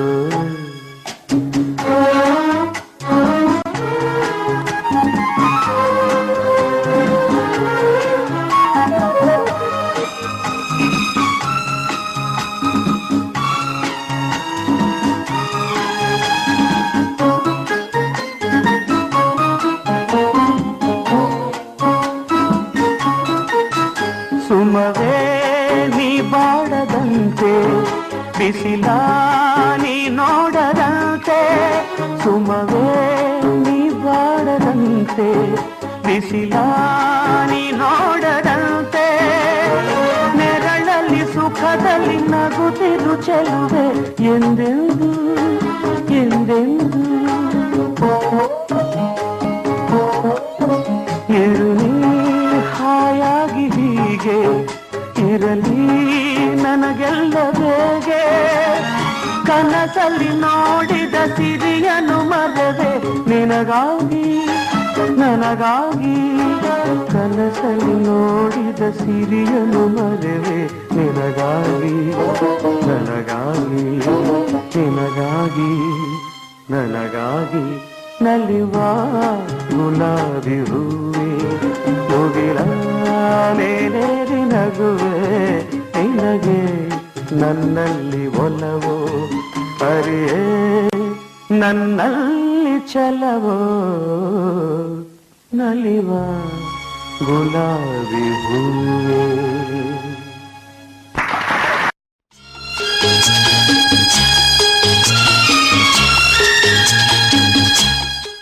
ವೆಲ್ಕಮ್ ಬ್ಯಾಕ್ ಕೇಳುಗರೆ. ಇನ್ನೊಬ್ರು ನಮ್ಗೆ ನಿಮ್ ಜೊತೆ ಮಾತಾಡೋಕೆ ಇಲ್ಲಿ ಕಾಯ್ತಾ ಇದಾರೆ, ಮಾತಾಡ್ಸೋಣ ಸರ್. ಪ್ರೊಫೆಸರ್ ಗಣೇಶ್ ಸರ್ ನಮಸ್ಕಾರ. ನಮಸ್ಕಾರ, ಮಾತಾಡಿ. ಸರ್, ತಮ್ಮ ಇತಿಹಾಸ ಪ್ರಜ್ಞೆ ಮತ್ತು ಸಾಹಿತ್ಯ ಮತ್ತು ಸಿನಿಮಾ ಇವೆಲ್ಲವೂ ಕೂಡ ಬಹಳ ಅದ್ಭುತವಾದಂತ ವಿಷಯಗಳು. ಸರ್, ಈಗ ಈ ಐತಿಹಾಸಿಕ ಕಾದಂಬರಿಗಳನ್ನ ಒಂದು ಕ್ಯಾನ್ವಾಸ್ ನಲ್ಲಿ ಜೋಡಿಸ್ಬೇಕಾದ್ರೆ, ಆ ಒಂದು ಘಟನೆಗಳಿಗೆ ಒಂದು ನ್ಯಾಯ ಕೊಡಿಸ್ಬೇಕಾದ್ರೆ ಯಾವ್ಯಾವ ಅಂಶಗಳನ್ನ ಕನ್ಸಿಡರ್ ಮಾಡ್ತೀರಿ ಅಂತ ಒಂದು ಪ್ರಶ್ನೆ. ಅದರಲ್ಲೇನೆ ಮುಂದುವರೆದು, ಚಿತ್ರದುರ್ಗ ತಮ್ಮನ್ನ ಹೇಗೆ ಪ್ರಭಾವಿಸ್ತು ಈ ಎಲ್ಲಾ ಘಟನಾವಳಿಗಳನ್ನ ನೋಡ್ಬೇಕಾದ್ರೆ? ನೋಡಿ, ನಮ್ಗೆ ಫಸ್ಟ್ ಬೇರೆ ಕಾದಂಬರಿಗಳಲ್ಲಿ ನಮ್ಗೆ ಸ್ವಾತಂತ್ರ್ಯ ಇರುತ್ತೆ, ನಾವು ಅಂದ್ಕೊಂಡಿದ್ದರಿಂದ ಬರೀಬಹುದು. ಆಮೇಲೆ ಸಾಮಾಜಿಕ ಸಮಸ್ಯೆಗಳು ಎಲ್ಲರಿಗೂ ಗೊತ್ತಿರುತ್ತೆ. ಆದ್ರೆ ಐತಿಹಾಸಿಕ ಕಾದಂಬರಿಗಳನ್ನ ನಾವು ಓದ್ಬೇಕಾದ್ರೆ ಅಥವಾ ನಾವು ಬರೀಬೇಕಾದ್ರೆ ಸಂಶೋಧಕರ ನೆರವು ನಮಗೆ ಬಹಳ ಬೇಕಿತ್ತು. ಐತಿಹಾಸಿಕ ಕಾದಂಬರಿಗಳು ನೋಡಿ, ಅದು ತುಂಬಾ ಅಧ್ಯಯನ ಮಾಡ್ಬೇಕು. ಆಮೇಲೆ ಅಲ್ಲಿ ಐತಿಹಾಸಿಕ ಅಂಶಗಳೇನಿದೆ, ಅಲ್ಲಿ ಏನ್ ಘಟನೆಗಳು ನಡೆದಿದೆ ಅದನ್ನೆಲ್ಲ ಇಟ್ಕೊಂಡು ಅದ್ರ ಸುತ್ತ ನಾವು ಕಾಲ್ಪನಿಕ ಕುದುರೆಯನ್ನ ಓಡಿಸ್ಬೇಕು. ಅಂದ್ರೆ ಕಾಲ್ಪನಿಕ ಕಥೆಯನ್ನ ಕಟ್ಟಬೇಕು. ಆ ಕಥೆಯೆಲ್ಲ ಕಟ್ಟಿದ ಮೇಲೆ ಅದು ಪ್ರಸ್ತುತವೇ ಅಪ್ರಸ್ತುತವೇ ಅಂತ ಯೋಚನೆ ಮಾಡ್ಬೇಕು. ಇವತ್ತಿನ ಜನ ಅದನ್ನ ಹ್ಯಾಕ್ ಸ್ವೀಕರಿಸ್ತಾರೆ ಅದನ್ನೆಲ್ಲ ನಾನು ಯೋಚನೆ ಮಾಡ್ತೀನಿ. ನಾನು ಸಮಕಾಲೀನ ಪ್ರಜ್ಞೆ ಇಟ್ಕೊಂಡು ಐತಿಹಾಸಿಕ ಕಾದಂಬರಿಗಳನ್ನ ಬರೆಯನು. ಅದ್ರ ಬಗ್ಗೆನೇ ಮೊದ್ಲೆಲ್ಲ ಟೀಕೆ ಆಯ್ತು. ಆಮೇಲೆ ಅದನ್ನ ಈಗ ಅಕ್ಸೆಪ್ಟ್ ಮಾಡ್ಕೊಳ್ತಾರೆ. ವೇಣುವರು ಸಮಕಾಲೀನ ಪ್ರಜ್ಞೆ ಇಟ್ಕೊಂಡು ಐತಿಹಾಸಿಕ ಕಾದಂಬರಿಗಳನ್ನ ಬರೀತಾರೆ ಅಂತ. ಯಾಕಂದ್ರೆ ನೋಡಿ, ನನ್ನ ಐತಿಹಾಸಿಕ ಕಾದಂಬರಿಗಳು ಕೂಡ ಅಲ್ಲಿ ಕೂಡ ದಲಿತ ಪ್ರಜ್ಞೆ ಇಟ್ಕೊಂಡು ದಲಿತ ಸಮಸ್ಯೆ, ದಲಿತರ ಬಗ್ಗೆ ಅಲ್ಲಿ ಆ ಪೀರಿಯಡ್ ಅಲ್ಲಿ ಆಗ್ತಕ್ಕಂಥ ವಿವಾಹಗಳು, ಅಲ್ಲಿನ ರಾಜರು ಆ ಕಾಲದಲ್ಲೇ ಮಾಡಿರೋ ಪ್ರಯತ್ನಗಳು, ಅದು ಕಾಲ್ಪನಿಕವೋ ಏನೋ ಆಗಿರ್ಬೋದು. ಇವಾಗ ಕಲ್ಲರಡಿ ಹೂವಾಗಿ ಕೂಡ ಅದು ಸಂಪೂರ್ಣ ಕಾಲ್ಪನಿಕ ಅದು. ಆದ್ರೆ ಅದನ್ನ ಐತಿಹಾಸಿಕ ಘಟನೆಗಳನ್ನ ಇಟ್ಕೊಂಡು ಹೇಳಿದ್ರಿಂದ ಬಹಳ ಜನ ಅದು ನಿಜನೇನೋ ಅಂತಾರೆ. ಈಗ ಆ ಜಾಗಗಳನ್ನ ಹುಡುಕ್ತಾರಲ್ಲ, ಬಂದು ಇಲ್ಲಿ ಸಮಾಧಿಯಲ್ಲಿತ್ತು ಇವ್ರದ್ದು ಪ್ರೇಮಿಗಳು ಅಂತ. ಹೀಗೆ ನಾವು ಒಂದು ಸಮಕಾಲೀನ ಪ್ರಜ್ಞೆ ಇಟ್ಕೊಂಡು ಐತಿಹಾಸಿಕ ಕಾದಂಬರಿಗಳು ಬರೆಯೋದು ಕೂಡ ನಾವು ಬಹಳ ಸುಲಭವಾಗಿ ಜನಗಳಿಗೆ ರೀಚ್ ಆಗೋದಕ್ಕೆ ಅನುಕೂಲ ಆಗುತ್ತೆ ಅಂತ ನನ್ನ ಭಾವನೆ. ಮತ್ತೆ ನನ್ನ ಕಾದಂಬರಿಗಳು ಅಷ್ಟೊಂದು ಪದೇ ಪದೇ ಎಡಿಷನ್ಗಳಾಗ್ತಾ ಇರೋದಕ್ಕೂ ಕಾರಣ ಅದೇ ಇರಬಹುದು. ಜನಗಳನ್ನ ಸಮಸ್ಯೆ ಇಟ್ಕೊಂಡು ಕೂಡ ನಾನು ಐತಿಹಾಸಿಕ ಕಾದಂಬರಿಗಳಲ್ಲಿ ಹೇಳ್ತಾ ಹೋಗ್ತೀನಿ. ರಾಜನ ಜೊತೆಗೆ ಒಬ್ಬ ಬಡ ಸೈನಿಕನ ಬಗ್ಗೆ ಕೂಡ ನಾನು ಹೇಳ್ತಾ ಹೋಗ್ತೀನಿ. ಅವನ ಜೀವನ, ಅವನ ಕ್ರಮ, ಒಬ್ಬವನಂತ ಹೆಣ್ಣು ಮಗಳು, ಆ ಕಾಲದಲ್ಲಿ ಅವಳು ಏನ್ ಸಮಸ್ಯೆ ಇರುತ್ತೆ. ನಾನು ಇವನ್ ಮಧುಕರ್ ನಾಯಕ ಸಿನಿಮಾದಲ್ಲಿ ಕೂಡ ಒಬ್ಬವನ ಪಾತ್ರ ಬಿಟ್ಬಿಟ್ಟಿದ್ರು ಅವ್ರು. ನಾನು ಹೇಳಿದೆ ಓಬವ್ವ ಇಲ್ಲ ಅಂದ್ರೆ ಚಿತ್ರದುರ್ಗ ಇಲ್ಲ, ಮಧುಕರ ನಾಯಕನೂ ಇಲ್ಲ, ಆ ಕ್ಯಾರೆಕ್ಟರ್ ಬಿಡೋದು ಬೇಡ ಅಂತ ಮತ್ತೆ ಆ ಕ್ಯಾರೆಕ್ಟರ್ನ ತಗೊಂಡಿದ್ದಾರೆ. ಆ ಇನ್ಸಿಡೆಂಟ್ಗಳು ಮಾಡ್ಕೊಟ್ಟೆ ಮತ್ತೆ. ಹಾಗೆ ಎಲ್ಲಾ ಕಡೆನೂ ತುಂಬಾ ಅಡಚಣೆಗಳಿರ್ತಾವೆ. ನಾವು ಅಂದ್ಕೊಂಡಾಗೆ ಯಾವ ಕೆಲ್ಸಗಳಾಗಲ್ಲ. ಸಿನಿಮಾದಲ್ಲಂತೂ ಬಹಳ ಕಷ್ಟ. ಅವ್ರು ತುಂಬಾ ಎಲ್ಲ ಕಮರ್ಷಿಯಲ್ ಆಗಿ ಯೋಚನೆ ಮಾಡ್ತಾರೆ ಯಾವ್ದು. ನಾವು ಈಗ ಓಬವ್ವ ಅಂತ ಹೇಳ್ತಿದ್ರಿ ಸರ್, ನಾವು ಒಂದು ಪ್ರಶ್ನೆ ಅಂದ್ರೆ, ನೀವು ಸಾಕಷ್ಟು ಸಲ ಮುಂಚೆನೂ ಹೇಳಿದಿರಿ ಓಬವ್ವ ಮತ್ತು ಹೈದರ್ ಅಲಿ ಯುದ್ಧ ಆಯ್ತಲ್ಲ ಸರ್, ಅದು ಮದಕರಿ ನಾಯಕ ಮತ್ತು ಹೈದರ್ ಅಲಿ ಯುದ್ಧದಲ್ಲಿ, ಆ ಯುದ್ಧದಲ್ಲಿ ಓಬವ್ವ ಸಾಯ್ಲಿಲ್ಲ, ಓಬವ್ವ ಆ ಯುದ್ಧ ಮುಗಿದ ಮೇಲೂ ಬದುಕಿದ್ಲು ಅಂತ ನೀವು ಸಾಕಷ್ಟು ಸಲ ಹೇಳಿದಿರಿ. ಇದನ್ನ ಯಾಕೆ ಹೇಳಿದಿರಿ ಮತ್ತೆ ಏನ್ ಆಧಾರ ಸರ್ ಇದಕ್ಕೆ? ಇದು ನಮ್ಮ ಕೇಳುಗರಿಗೆ ಹೇಳಿ. ಇಲ್ಲಿ ಏನಾಗುತ್ತೆ ಅಂದ್ರೆ, ಓಬವ್ವ ಸಾಬ್ರ ತಲೆ ಹೊಡೆದ್ಲು ಅಂತ ಓಬವ್ವನ್ನ ಹಿಂದೂ ಐಕಾನ್ ಮಾಡಕ್ ಹೊರಟಿದ್ದಾರೆ ಇತ್ತೀಚಿನ ರಾಜಕೀಯದ ಜನ. ಮಧುಕರ್ ನಾಯಕನು ಹಿಂದೂ ಐಕಾನ್ ಮಾಡಕ್ ಹೊರಟ್ಬಿಟ್ಟಿದ್ದಾರೆ ಅವನು ಕೂಡ. ಆದ್ರೆ ಆಕ್ಚುಲಿ ನಡೆದಿದ್ದು ಓಬವ್ವನ ಕಂಡಿ ಏನಿದೆಯಲ್ಲ, ಆ ಕಂಡಿ ಒಳಗ್ ಬಂದಿದ್ದು ಬರೀ ಮುಸ್ಲಿಮ್ಸ್ ಅಲ್ಲ, ರಾಯದುರ್ಗದ ಪಾಳ್ಯಗಾರರು, ಹರಪನಹಳ್ಳಿ ಪಾಳ್ಯಗಾರರು ಕೂಡ ಬಂದಿರ್ತಾರೆ, ಅವ್ರ ಸೈನಿಕರು ಕೂಡ ಬಂದಿರ್ತಾರೆ. ಅವಳು ಹೊಡೆದಿದ್ದು ನಾನು ಹೇಳೋದು ಮುಸ್ಲಿಂ ತಲೆನಲ್ಲ, ಶತ್ರುಗಳು ತಲೆ ಹೊಡೆದ್ಲು ಅಷ್ಟೇ. ಹಾಗೆ ತಿಳ್ಕೊಬೇಕು ನಾವು. ಅವಳಿಗೆ ಯಾವನ್ ಬಂದೋ ಯಾವನ್ ಬಿಟ್ಟು ಆವೇಶದಲ್ಲಿ ಶತ್ರುಗಳು ಬಂದ್ರಲ್ಲ, ಶತ್ರುಗಳು ತಲೆ ಹೊಡೆದ್ರು. ನಮ್ಮ ಚಿತ್ರದುರ್ಗದ ಸೈನ್ಯದಲ್ಲಿ ಕೂಡ 3,000 ಜನ ಮುಸ್ಲಿಮ್ಸ್ ಇದ್ರು ಅಂತ ಹೇಳ್ತಾರೆ. ಅವರು ಕೂಡ ಹೈದರ್ನ ಮೇಲೆ ಯುದ್ಧ ಮಾಡಿದ್ರು. ಅವರು ಸಾಬ್ರ ಮೇಲೆ ಯುದ್ಧ ಮಾಡ್ಲಿಲ್ಲ. ಹೈದರ್ ಅಂದ್ರೆ ಶತ್ರು, ಅವನು ಚಿತ್ರದುರ್ಗ ಶತ್ರು ಮೇಲೆ ಮುಸ್ಲಿಮ್ಸ್ ಕೂಡ ಹೊಡೆದಾಡಿದ್ದಾರೆ. ಆ ದೃಷ್ಟಿ ಕಂಡ್ರೆ ನಾನು ಕಲ್ಲರಳಿ ಹೂವಾಗಿ ಕೂಡ ಬರ್ದಿತ್ತು. ಹಾಗೆ ಇದಾದ ಮೇಲೂ ಕೂಡ ನಾನು ಕೂಡ ಕಾದಂಬರಿನಲ್ಲಿ ಅಲ್ಲೇ ಸತ್ತೋಗ್ತಾಳೆ ಅವಳು. ಅಂದ್ರೆ ಅವಳಿಗೆ ಯಾರ ಬಂದು ಸಾಬ್ರನು ಚುಚ್ಚದ ಇರದ ಅಂತ ಎಲ್ಲ ಸಿನಿಮಾಗಳಲ್ಲಿ ತೋರಿಸ್ತಾರೆ. ಪುಟ್ಟಣ್ಣ ಆ ತರ ತೆಗೆದ್ಬಿಟ್ರು. ಹಾಗಾಗಿ ನಮ್ಮ ಚಿತ್ರದುರ್ಗದಲ್ಲಿ ಹಿಂದೂ ಮುಸ್ಲಿಂ ಭಾವೈಕ್ಯತೆನೇ ಹಾಳಾಗೋದು. ಈ ತರ ಸಿನಿಮಾಗಳು ಬಂದಾಗ ನೋಡ್ರಿ ಎಷ್ಟು ಎಫೆಕ್ಟ್ ಆಗುತ್ತೆ. ನಾನು ಕಾದಂಬರಿ ಬರೆದಾಗ ಸಮಕಾಲೀನ ದೃಷ್ಟಿ ಇಟ್ಕೊಂಡು ಅವಳು ತಲೆ ಒಡೆದು ಸಾಕಾಗಿ ಅವಳು ಸುಸ್ತಾಗಿ ಸತ್ತೋಗ್ತಾಳೆ ಅಂತ ನಾನು ಬರ್ದಿದ್ದೀನಿ. ಆದ್ರೆ ನಾವು ಯಾಕೆ ಮಧುಕರ್ ನಾಯಕನು ಕೂಡ ಅಲ್ಲೇ ಸ್ಪಾಟ್ ಅಲ್ಲೇ ಸತ್ತ ಅಂತ ಬರೀತೀನಿ? ಇಲ್ಲ, ಅವನ್ನ ಸೆರೆ ಹಿಡಿದು ಹೈದರಾಲಿ ತಾಂಡೋಗಿ ಶ್ರೀರಂಗಪಟ್ಟಣದ ಜೈಲಿನಲ್ಲಿ ಇಡ್ತಾನೆ, ಅಲ್ಲಿ ಸತ್ತೋಗ್ತಾರೆ ಮಧುಕರ್ ನಾಯಕ. ನಾನೇ ಆಗ್ಲಿ ತರಾಸು ಅವರೇ ಆಗ್ಲಿ ರಣರಂಗದಲ್ಲೇ ಅವ್ರ ಸತ್ರುವನ್ನಾಗಿ ಚಿತ್ರಿಸ್ತೀವಿ ನಾವು. ಯಾಕೆಂದ್ರೆ ಒಬ್ಬ ವೀರ ಅಲ್ಲಿ ಮಡಿದ್ರೆ, ರಣಾಂಗಣದಲ್ಲಿ ಮಡಿದ್ರೇನೆ ಅವನಿಗೆ ಹೆಚ್ಚು ವ್ಯಾಲ್ಯೂ, ಅವನಿಗೆ ವೀರ ಸ್ವರ್ಗ ಅಂತ ಎಲ್ಲ ಹೇಳ್ತಾರೆ ನಮ್ಮಲ್ಲಿದೆ. ಆಮೇಲೆ ಓದುಗರಿಗೆ ಕೂಡ ಆ ವ್ಯಕ್ತಿ ಎಷ್ಟು ಹೋರಾಡಿ ಅಲ್ಲಿ ಮಡದ, ದೇಶಕ್ಕೋಸ್ಕರ, ನಾಡು ನುಡಿ ಜಲ ಭಾಷೆಗೋಸ್ಕರ ಧರ್ಮಕ್ಕೋಸ್ಕರ ಹೋರಾಡದ ಅಂದಾಗ ಅವನ ಬಗ್ಗೆ ಅಭಿಮಾನ ಬರುತ್ತೆ. ಈ ವೀರ ಪುರುಷರಲ್ಲಿ ಅದೊಂದು ಅಭಿಮಾನ, ಅವನ ಮೇಲೆ ಒಂದು ಪ್ರೇಮ, ನಾಡ ಪ್ರೇಮ ಬರ್ಲಿ ಅಂತ ನಾವು ಐತಿಹಾಸಿಕ ಕಾದಂಬರಿಗಳಲ್ಲಿ ನಡೆದ ಘಟನೆಗಳನ್ನೇ ಇಟ್ಕೊಂಡ್ರು ಎಂಡಿಂಗ್ನ ನಾವು ರೋಚಕವಾಗಿ ಕಾಲ್ಪನಿಕವಾಗಿ ಎಂಡ್ ಮಾಡ್ತೀವಿ. ಇದ್ರಲ್ಲಿ ಏನು ಅಂದ್ರೆ ಆ ನಾಡು ನುಡಿ ಬಗ್ಗೆ, ಆ ವೀರನ ಬಗ್ಗೆ, ಅಪ್ರತಿಮ ಶೌರ್ಯ ಪರಾಕ್ರಮ ಮೆರೆದ ವೀರನ ಬಗ್ಗೆ ಜನಗಳ ಅಭಿಮಾನ ಬೇಕು. ಓಬವ್ವ ಆಮೇಲೆ 2 ವರ್ಷ ಇದ್ಲು, ಆಮೇಲೆ ಮತಿಭ್ರಮಣೆ ಆಗಿ ಸತ್ಲು ಅಂತಂದು ಅವರ ವಂಶಸ್ಥರೇ ಎ.ಡಿ. ಕೃಷ್ಣಯ್ಯ ಅಂತ ಇದ್ದಾರೆ, ಪ್ರೊಫೆಸರ್ ಅವರು ಇದ್ರು, ಮೈಸೂರಲ್ಲಿ ಇದ್ರು, ಅವರೇ ಪುಸ್ತಕ ಬರೆದಿದ್ದಾರೆ. ಅಂದ್ರೆ ಇದು ದಾಖಲಾಗಿದೆ ಅಂದ್ರೆ ನೀವು ಹೇಳೋ ಪ್ರಕಾರ ಇದು ದಾಖಲಾಗಿದೆ, ಅದನ್ನೇ ನೀವು ಹೇಳ್ತಾ ಇದ್ದೀರಿ ಅಂತ ನಾವು ಹಂಗ ಬರೆಯಕ್ಕಾಗುತ್ತಾ? ಈಗ ಮತಿಭ್ರಮಣೆ ಯಾಕೆ ಸತ್ಲು ಅಂತ ಹೇಳೋದೇನು ದೊಡ್ಡ ವಿಷಯ ಅಲ್ಲ. ಆದ್ರೆ ಆ ಮಹಿಳೆ ಆ ಸಂದರ್ಭದಲ್ಲಿ ವರ್ತಿಸಿದ್ಲಲ್ಲ, ಅದು ಬಹಳ ದೊಡ್ಡ ವಿಷಯ ಅಷ್ಟೇ ನಮಗೆ. ಅವಳ ಆ ಕಾಲದಲ್ಲಿ 100 ಜನದ ತಲೆ ಹೊಡೆದ್ಲು, 3 ಜನದ ತಲೆ ಹೊಡೆದ್ಲು, ಅದು ಕೂಡ ಬಹಳಷ್ಟು ವಾದಗಳಿದಾವೆ. 100 ಜನದ ತಲೆ ಹೊಡೆಯವರೆಗೂ ಅವನೇನು ಊಟ ಮಾಡ್ತಾ ಇದ್ನ ಗಂಟ? ಯಾರು ನೋಡ್ಲೇ ಇಲ್ವಾ ಅಂತ.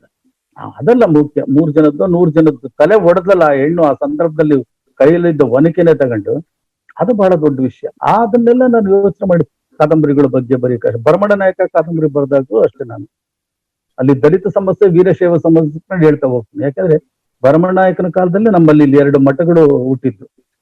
ಮೇಲೊಂದು ಮಠ ಕಟ್ಟಿದ್ರು, ಪ್ರಾಚೀನ ಮಠ, ಕೆಳಗಡೆ ಮುರುಘಾ ಮಠ ಇದೆ ಈಗಲೂ ಕೂಡ. ಅದೆಲ್ಲ ಭರಮಣ ನಾಯಕನ ಕಾಲದಲ್ಲಿ ಆಯ್ತು. ಅವನು ಬಹಳ ಸಮರಶೂರ ಕೂಡ ಆಗಿದ್ದ, ದಾನವೀರ ಕೂಡ ಆಗಿದ್ದ. ಹಾಗಾಗಿ ಆ ದೃಷ್ಟಿ ಇಟ್ಕೊಂಡು ನಾನು ಭರಮಣ ನಾಯಕನ ಚಿತ್ರಿಸಿದೆ. ಆಮೇಲೆ ಭರಮಣ ನಾಯಕನ ಚರಿತ್ರೆ ಅಂದ್ರೂ ಇದು ಮಠದ ಚರಿತ್ರೆನೆ, ಬೃಹನ್ ಮಠದ ಚರಿತ್ರೆನೇ ಆಗುತ್ತೆ. ಅದನ್ನ ಬರೆದಿದ್ದನ್ನು ಓದಿ ಪ್ರಭಾವಿತರಾಗಿ ಸಿರಿಗೆರೆ ಮಠದರು ಮರಳುಸಿದ್ದರ ಬಗ್ಗೆ ಬರೆಸಿದ್ರು ಕಾದಂಬರಿ.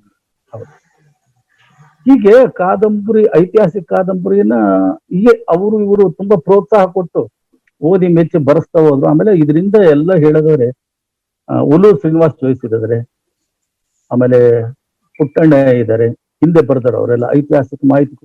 ಆಮೇಲೆ ನಮ್ಮ ಪ್ರೊಫೆಸರ್ ಲಕ್ಷ್ಮಣ ತೆಲಗಾವಿ ಇದ್ದಾರೆ. ಅವರೇ ಅಥೆಂಟಿಕ್ ಪರ್ಸನ್. ಇವಾಗ ನಮ್ಮ ಚಾರಿತ್ರಿಕ ಕಾದಂಬರಿಗಳಿಗೆ ಅಥವಾ ಚಾರಿತ್ರಿಕ ವಸ್ತು ಇಟ್ಕೊಂಡು ನಾವು ಮಾತಾಡ್ಬೇಕು ಅಂದ್ರೆ ಅದನ್ನೆಲ್ಲ ನನಗಂತೂ ಒದಗಿಸ್ತಾರೆ ಪ್ರೊಫೆಸರ್ ಲಕ್ಷ್ಮೀ ತೆಲಗಾರಿ. ಅವ್ರನ್ನ ನಾನು ಈ ಸಂದರ್ಭದಲ್ಲಿ ಸ್ಮರಿಸ್ಬೇಕು. ಇವತ್ತು ನಾನೇನಾದ್ರೂ ಐತಿಹಾಸಿಕ ಕಾದಂಬರಿಗಳನ್ನ ಬರೆದು ಹೆಸರು ಮಾಡಿದ್ದೀನಿ ಅಂದ್ರೆ ಅದ್ರ ಹಿಂದ್ಗಡೆ ನಮ್ ತೆಲುಗಾಗಿ ಇದ್ದಾರೆ. ಈಗಲೂ ನೋಡಿ, ನಾನು ದುರ್ಗದ ಬೇಡರದಂಗೆ ಅಂತ ಒಂದು ಕಾದಂಬರಿ ಬರೀತಾ ಇದ್ದೀನಿ. ಯಾಕಂದ್ರೆ ನಮ್ಮಲ್ಲಿ 1857 ನಡೀತಲ್ಲ ಸಿಪಾಯಿ ದಂಗೆ. ಹಲೋ, ಹೇಳಿ ಸರ್, ಕೇಳ್ತಿದೆ. ಇದೆಯಾ? ಹಲೋ, ಕೇಳಿಸ್ತಾ ಇದೆ ಸರ್, ನಮಗೆ ಸರಿ ಕೇಳ್ತಾ ಇದೆ, ಹೇಳಿ. ಕಂಠಶೋಷಣೆ ಸರ್ ಕೇಳಿಸ್ತಾ ಇದೆ ಸರ್, ನಮ್ಗೆ ನೀವ್ ಹೇಳಿ. ಈಗ ಮಾತಾಡಿದ್ದೆಲ್ಲ ಕೇಳ್ತಾ? ಎಲ್ಲ ಕೇಳ್ತಿದೆ ಸರ್. ನಾವು ಯಾರು ಮಧ್ಯೆ ಮಾತಾಡ್ಬೇಡಿ ಪ್ಲೀಸ್ ಸರ್. ನಾವೆಲ್ಲ ನಿಮ್ಮನ್ನ ಸರಿಯಾಗಿ ಕೇಳಿಸ್ಕೊಳ್ತಾ ಇದೀವಿ ಸರ್, ನೀವು ಹೇಳ್ತಾ ಹೋಗಿ ಸರ್. Thank you. ಈಗ ನೋಡಿ, ದುರ್ಗದ ಬೇಡರದಂಗೆ ಅಂತ ಕಾದಂಬರಿ ಬರೆದಿದ್ದೀನಿ. ಅದು ಪ್ರಿಂಟ್ ಆಗ್ತಾ ಇದೆ ಈಗ. ನೋಡ್ರಿ, 1857 ಸಿಪಾಯಿ ದಂಗೆ ನಡೀತು. ಅವರೇ ಶ್ರೀಸಾಮಾನ್ಯರು ಬ್ರಿಟಿಷ್ನರ ವಿರುದ್ಧ ಹೋರಾಡಿದ ಮೊದಲನೇ ದಂಗೆ ಅಂತ ಹೇಳ್ತಾರೆ. ಅದಾದ್ಮೇಲೆ ಹಲಿಗಲ್ಲಿ ಬೇಡರದಂಗೆ ನಡೀತು 1857 ಆದ್ರೆ ಅದಕ್ಕಿಂತ ಮುಂಚೆನೆ ಚಿತ್ರದುರ್ಗದಲ್ಲಿ 8 ವರ್ಷ ಮುಂಚೆ 1849 ಇಲ್ಲಿನ 7 ಜನ ಬೇಡರು ಬ್ರಿಟಿಷ್ನರ ವಿರುದ್ಧ ದಂಗೆ ಎದ್ರು ಅಂತ ನನಗೆ ಮಾಹಿತಿ ಸಿಕ್ತು. ಅದನ್ನ ತುಮಕೂರಿನ research scholar doctor B Nanjundaswamy ಅಂತ ನಮ್ಮ ಇತಿಹಾಸ ಕೂಟದ ಫಂಕ್ಷನ್ಗೆ ಬಂದರು. ಅದ್ರ ಬಗ್ಗೆ ತುಂಬಾ ಒಂದು ಪ್ರಬಂಧನೆ ಮಾಡಿಸಿದ್ರು. ನೋಡಿ, ಚಿತ್ರದುರ್ಗದಲ್ಲಿ ಅವಾಗ ಡಾಬ್ಸ್ ಅಂತ ನಾನು ಆಳ್ತಾ ಇದ್ದ. ನಿಮ್ಗೆ ಬೆಂಗಳೂರಿಗೆ ಹೋಗ್ತಾ ಸಿಗುತ್ತೆ ಡಾಬಸ್ಪೇಟೆ ಅಂತ, ನೀವು ನೋಡಿರ್ತೀರ ಡಾಬಸ್ಪೇಟೆ ಅಂತ. ಆ ಡಾಬ್ಸ್ ತುಮಕೂರು ಮತ್ತು ಚಿತ್ರದುರ್ಗ ಡಿವಿಷನ್ ಅಲ್ಲಿ ಆಳ್ತಾ ಇದ್ದ. ಅವನ ವಿರುದ್ಧ ಈ ಬೇಡ್ರು ಒಂದು 7 ಜನ ಹುಡುಗರು ಗುಂಪು ಕಟ್ಟಿ ಆ ಕಾಲದಲ್ಲೇನೆ 1849 ದಂಗೆ ಎದ್ದು ಬ್ರಿಟಿಷರ ವಿರುದ್ಧ ಹೋರಾಡಿದ್ದಾರೆ. ಅವ್ರು ದೊಡ್ಡೇರಿ ಕಾಡಲ್ಲಿ ಬಂದು ಸೇರ್ಕೊಂಡ್ಬಿಟ್ಟಿರ್ತಾರೆ ಆ ಹುಡುಗರು. ಆ ಗೌಡ ಒಬ್ಬ ಅವ್ರನ್ನ ಸಾಕ್ತಾನೆ, ಅವ್ರಿಗೆ ಆಹಾರ ಇದನ್ನೆಲ್ಲ ರಾತ್ರಿ ಹೋಗಿ ಮಾಡಿ. ಅವರು ಬ್ರಿಟಿಷರ ವಿರುದ್ಧ ಹೋರಾಡ್ತಾರೆ. ಅವ್ರು ತಪ್ಪಿಸ್ಕೊಂಡು ಹೋಗಿ ರಾಮಗಿರಿ ಕಾಡಲ್ಲಿ ಒಪ್ಕೊಂಡಿರ್ತಾರೆ, ಹೊಳಲ್ಕೆರೆ ತಾಲೂಕಿನ ನೋಡಿ. ಅಲ್ಲಿ ಹೋಗಿ ಬ್ರಿಟಿಷರು ಅಟ್ಯಾಕ್ ಮಾಡ್ತಾರೆ. ಅಟ್ಯಾಕ್ ಮಾಡಿ ಕರ್ಕೊಂಬಂದು ಅವ್ರನ್ನು ಹೊಡೆದಾಕ್ತಾರೆ. ಅದು ಬೇರೆ ವಿಷಯ. ಅಲಿಗಲ್ ಬೇಡ್ರನ್ನು ಹೊಡೆದಾಕಿದ್ರು, ಟಿಪ್ಪು ಸುಲ್ತಾನ್ ಹೊಡೆದಾಕಿದ್ರು, ಕಿತ್ತೂರು ರಾಣಿ ಚೆನ್ನಮ್ಮನ ಹೊಡೆದಾಕಿದ್ರು, ಝಾನ್ಸಿ ರಾಣಿ ಲಕ್ಷ್ಮೀಬಾಯಿನ ಹೊಡೆದಾಕಿದ್ರು. ಆದ್ರೆ ಇವರೆಲ್ಲ ಆ ಸ್ವಾತಂತ್ರ್ಯ ಚಳವಳಿಯ ಕಾವನ್ನ ಕಾಪಾಡ್ಕೊಂಡು ಬಂದ್ರು. ಅದಾದ್ಮೇಲೆ ಗಾಂಧಿ ಅವರು ಅದರಲ್ಲಿ ಬರೀ ಇವರೆಲ್ಲ ಹೋರಾಡಿದ್ರೆ, ಅವ್ರು ಹೋರಾಡಿದ್ರೆ ಸ್ವಾತಂತ್ರ್ಯ ತಂದುಕೊಟ್ರು, ಅದು ಬೇರೆ ವಿಷಯ. ಆದ್ರೆ ಇವರೆಲ್ಲ ಆ ಚಳವಳಿಗೆ ಕಾವನ್ನು ಹಾಗೆ ಉಳಿಸ್ಕೊಂಡು ಬಂದರು. ನಮ್ಮ ಚಿತ್ರದುರ್ಗ ಕೂಡ ಅದರಲ್ಲಿ ಆ ಕಾಣಿಕೆ ಇದೆ ಅನ್ನೋದು ಬಹಳ ಜನಕ್ಕೆ ಗೊತ್ತಿರಲಿಲ್ಲ. ನಮ್ಮ ಸಂಶೋಧಕರಿಗೆ ಗೊತ್ತಿರಲಿಲ್ಲ ನೋಡಿ. ಅದನ್ನ ರಿಸರ್ಚ್ ಸ್ಕಾಲರ್ ತುಮಕೂರಿನವರು ನನಗೆ ಮಾಹಿತಿಗಳನ್ನು ಹೋಗ್ತಿದ್ರು. ಅದಕ್ಕೆ ದುರ್ಗದ ಬೇಡರ ದಂಗೆ ಅಂತಲೇ ಹೆಸರಿಟ್ಟಿದ್ದೀನಿ. ಅದು ಈಗ ಪ್ರಿಂಟಿಂಗ್ ಮುಗಿತಾ ಬಂದಿದೆ. ಅದು ನೋಡಿ, ಆ ಕಾಲದಲ್ಲಿ ಬ್ರಿಟಿಷರ ವಿರುದ್ಧ ನಡೆದ ಸಂಗ್ರಾಮ ಅಂತ ನಾನು ಅದು ಟ್ಯಾಗ್ ಲೈನ್ ಕೊಟ್ಟಿದ್ದೀನಿ. ಆಮೇಲೆ ರಾಜ ಸುರಪುರದ ವೆಂಕಟಪ್ಪ ನಾಯಕ ಅಂತ ಒಂದು ಕೂಡ ಕಾದಂಬರಿ ಬರೆದು, ಸುರಪುರ ಬಗ್ಗೆ ಕೇಳಿರ್ಬೇಕು ನೀವು, ಗುಲ್ಬರ್ಗ. ಈಗ ನಿಮಗಾಗಿ ಇನ್ನೊಂದು ಸುಂದರ ಹಾಡನ್ನ ಪ್ರಸಾರ ಮಾಡೋಣ.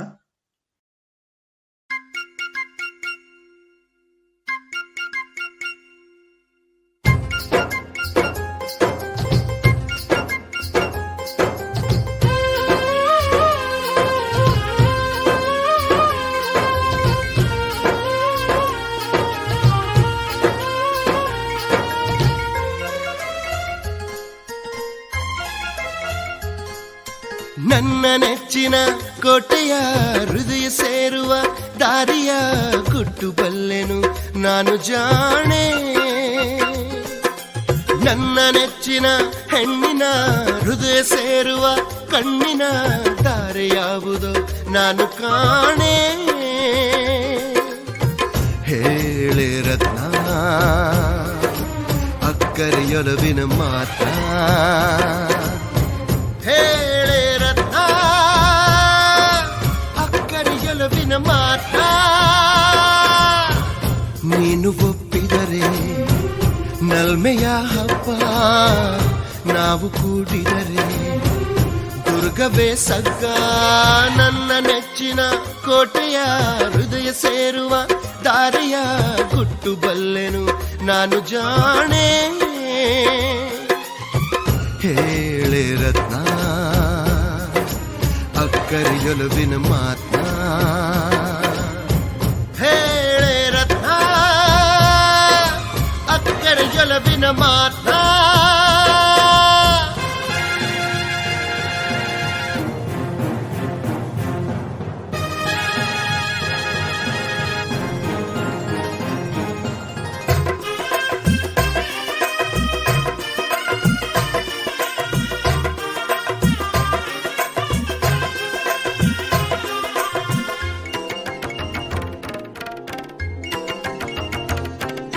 ನನ್ನ ಮೊದಲನೇ ಮಾತಿದು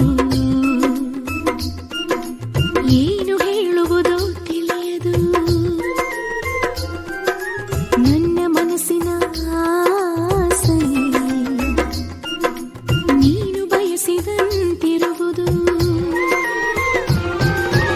ಆ ಮೌನದ ಶಶಿಯಲ್ಲಿನ ಬೆಳದಿಂಗಳು ಎದುಗೆ ಇಳಿದಿದೆ ನಿಶ್ಶಬ್ದದ ಈ ಶಶಿ ಕಿರಣವು ನಿನ್ನೊಲವಿನ ಶಬ್ದವ ನುಡಿಸಿದೆ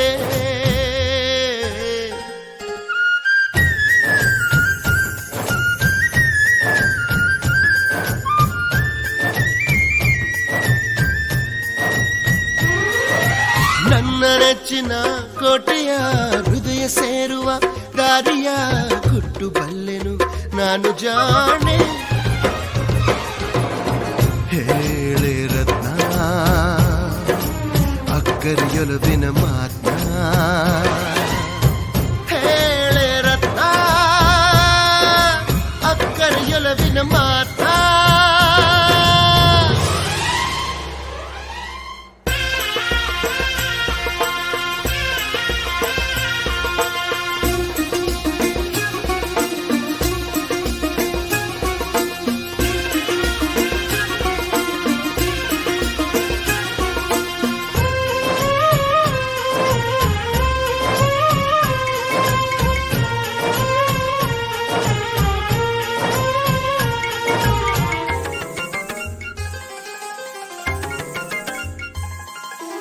ನಿನ್ನ ನಗುವಿನ ಒಡಲಿನ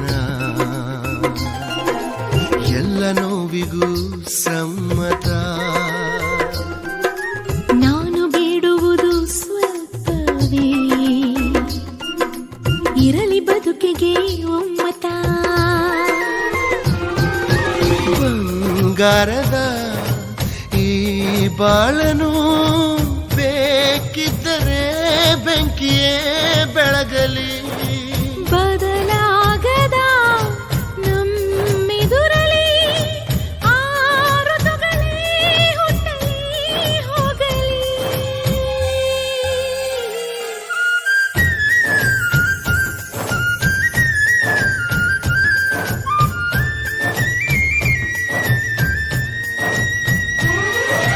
ನನ್ನ ನೆಚ್ಚಿನ ಕೋಟೆಯ ಹೃದಯ ಸೇರುವ ದಾರಿಯ ಕುಟುಂಬಲ್ಲೆನು ನಾನು ಜಾಣೆ ಹೇಳೆ ರತ್ನ ಅಕ್ಕರಿಯೊಲವಿನ ಮಾತ ಹೇಳೆ ರತ್ನ ಅಕ್ಕರಿಯೊಲವಿನ ಮಾತ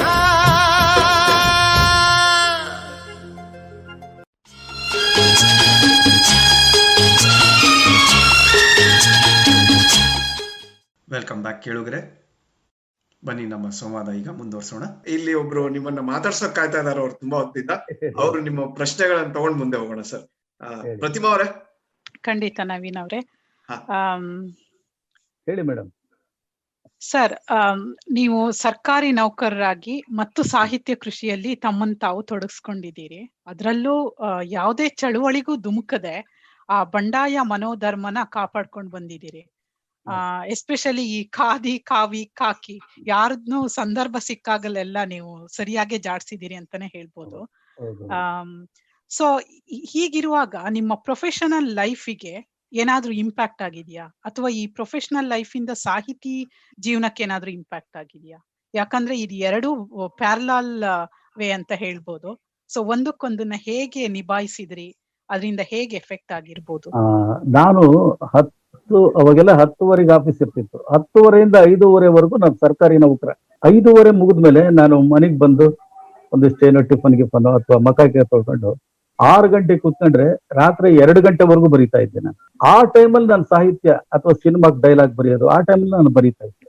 ಮತ್ತೆ ಬೆಳಿಗ್ಗೆ ಇದ್ರೆ ನಾನು ಸರ್ಕಾರಿ ನೌಕರನೇ. ಆಮೇಲೆ ಸೆಕೆಂಡ್ ಸಾಟರ್ಡೆ ಸಂಡೇ ಮಾತ್ರ ನಾನು ಮಡ್ರಾಸ್ಗೆಲ್ಲ ಹೋಗಿ ಬರ್ತಾ ಇದ್ದೆ. ಅವಾಗ ಇಂಡಸ್ಟ್ರಿ ಮಡ್ರಾಸ್ ನಲ್ಲಿ ಇತ್ತು, ಆಮೇಲೆ ಬೆಂಗಳೂರಿಗೆ ಬಂತು. ಹೀಗೆ ನಾನು ಅಲ್ಲಿ ಇಲ್ಲಿ ಕೂಡ ವೃತ್ತಿ ಮತ್ತು ಪ್ರವೃತ್ತಿ ಯಾವುದಕ್ಕೂ ನಾನು ದ್ರೋಹ ಬಗೆದಿಲ್ಲ. ಪ್ರವೃತ್ತಿಗಾದ್ರೂ ಅಷ್ಟೇನೆ. ನಾನು ಸರ್ಕಾರಿ ನೌಕರ ಅನ್ನೋದಲ್ಲ, ಆ ರಜಾ ದಿನಗಳಲ್ಲಿ ಹೋಗಿ ಅವ್ರು ಕೆಲಸ ಮಾಡ್ಕೊಡ್ತಿದ್ದೆ. ಏನೋ ಅವರು ತುಂಬಾ ಪ್ರೀತಿಯಿಂದ ಕರೆದು ನನ್ನ ಹತ್ರ ತುಂಬಾ ಅಭಿಮಾನದಿಂದ ಇವತ್ತಿಗೂ ಕೂಡ ನಾನು ಸಿನಿಮಾದಲ್ಲಿ ಕೆಲಸಗಳು ಮಾಡ್ತಾ ಇದ್ದೀನಿ, ರಿಟೈರ್ಡ್ ಆದರು. ಹಾಗೆ ಅವ್ರ ಅಭಿಮಾನದಿಂದ ನನ್ನ ಟೈಮ್ಗೆ ಅವ್ರು ಅಡ್ಜಸ್ಟ್ ಆಗಿ ನನ್ನಿಂದ ಅವರು ಕೂಡ ಕೆಲಸ ತಗೊಂಡ್ರು. ನಾನು ಸಂಪೂರ್ಣ ನನ್ನ ವಯೋನಿವೃತ್ತಿ ಆಗಿದ್ದು ಕೂಡ ಅಷ್ಟೇ, 33 ವರ್ಷ ಸರ್ವಿಸ್ ಮುಗಿಸಿ ನಾನು ರಿಟೈರ್ಡ್ ಆದೆ. ಹೀಗೆ ಮೈಂಟೈನ್ ಮಾಡ್ಬೋದು ನೀವು. 6ವರೆಯಿಂದ ಏನ್ ಮಾಡ್ತೀರಾ? ಎಷ್ಟೋ ಜನ ಬಾರ್ಗೆ ಹೋಗ್ತಾರೆ, ಕ್ಲಬ್ಗೆ ಹೋಗ್ತಾರೆ, ಕುಡಿತಾರೆ, ಮಜಾ ಮಾಡ್ತಾರೆ. ಬಟ್ ನಾನು ಅವನ್ನೆಲ್ಲ ಮಾಡ್ಲಿಲ್ಲ. ಆಮೇಲೆ ನಾನು ಬಹಳ ಜನ ಸ್ನೇಹಿತರನ್ನು ನಾನು ಸಂಪಾದನೆ ಮಾಡ್ಲಿಲ್ಲ, ಯಾಕಂದ್ರೆ ನನಗೆ ಸ್ನೇಹಿತರ ಅಗತ್ಯ ಇರ್ಲಿಲ್ಲ. ಯಾವುದನ್ನೇ ಆಗ್ಲಿ ನಾವು ಒಂದು ಸಾಧನೆ ಮಾಡ್ಬೇಕು ಅಂದಾಗ ಕೆಲವೊಂದಷ್ಟನ್ನ ತ್ಯಾಗ ಮಾಡ್ಬೇಕಾಗುತ್ತೆ. ನೋಡ್ರಿ, ಮದುವೆ ಆದ್ಮೇಲೆ ಕೂಡ ಇಂಥವೆಲ್ಲ ಸಮಸ್ಯೆಗಳಾಗ್ತವೆ. ಅವು ಮದುವೆ ಮಾಡ್ಕೊಂಡಾಗ ನಾವು ಹೆಂಡತಿ ಮಕ್ಕಳಿಗೂ ಕೂಡ ನಾವು ಕೊಡಬೇಕಾದಷ್ಟು ಸಮಯನ, ಕೊಡಬೇಕಾದಷ್ಟು ಅವ್ರ ಮೇಲೆ ಗಮನನ ಕೊಡಕ್ಕಾಗಲ್ಲ. ಹೆಂಡತಿ ಅರ್ತ್ಕೊಂಡಿರೋಳಾದ್ರೆ ಅದನ್ನೆಲ್ಲ ಸುಧಾರಿಸ್ಕೊಂಡು ಹೋಗ್ತಾರೆ.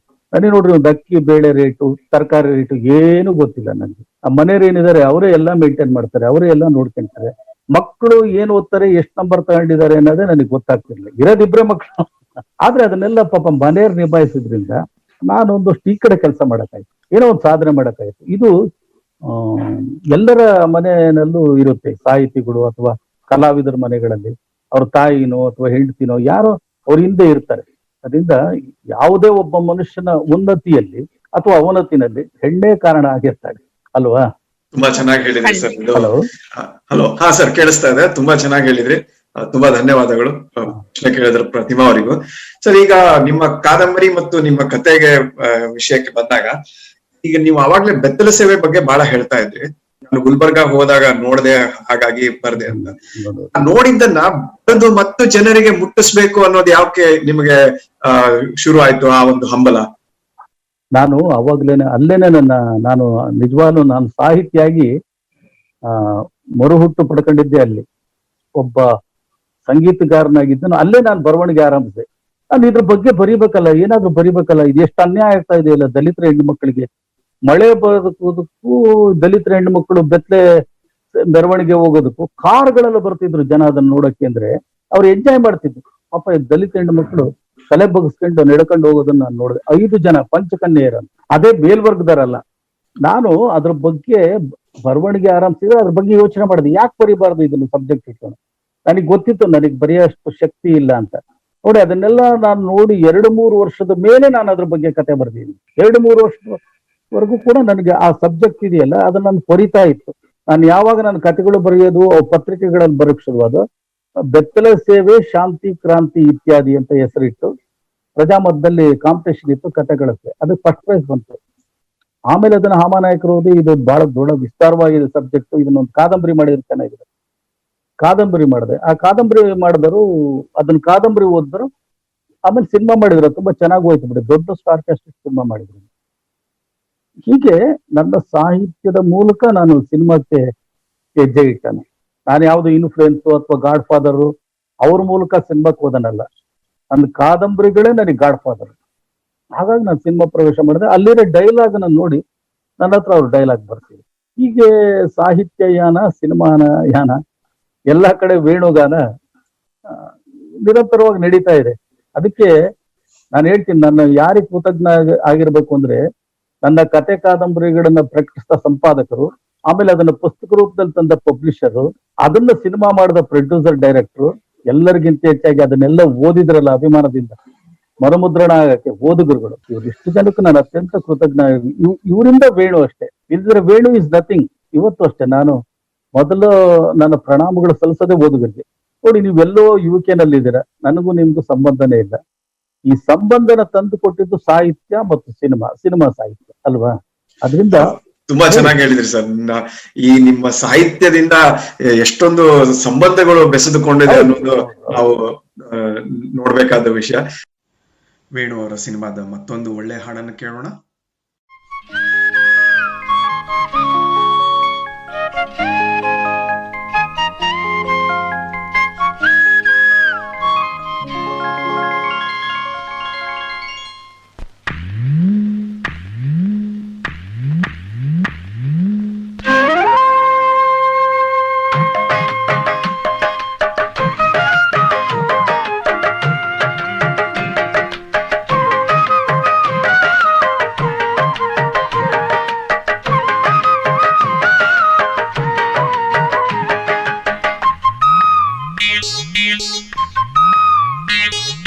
ಅತ್ತ ಎತ್ತ ಬತ್ತದ ತುಂಬು ತುಂಬು ತೆನೆಯಿದೆ, ಕುಕ್ಕಿ ಕುಕ್ಕಿ ತಿನ್ನುವ ಹಕ್ಕಿ ಮೇಲೆ ಕುಂತಿದೆ.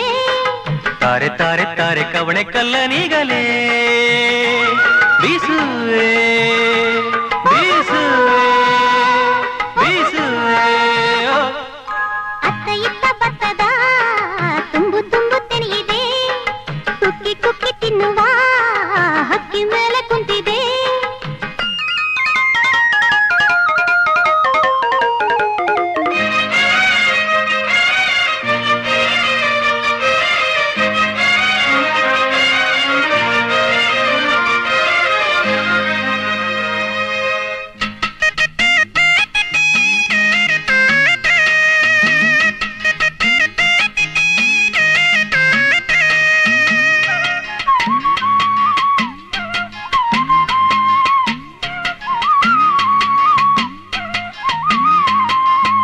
ಏರಿಯ ನೀರಿಗೆ ತೊಯ್ಯುವ ಈ ಗದ್ದೆಯ ಒದ್ದೆಯಲಿ ಕಾಲಿಗೆ ಚುಚ್ಚುವ ಮುಳ್ಳುಗಳಿದ್ದರೆ ಕೂಗೆಲ ಸದ್ದಿನಲ್ಲಿ.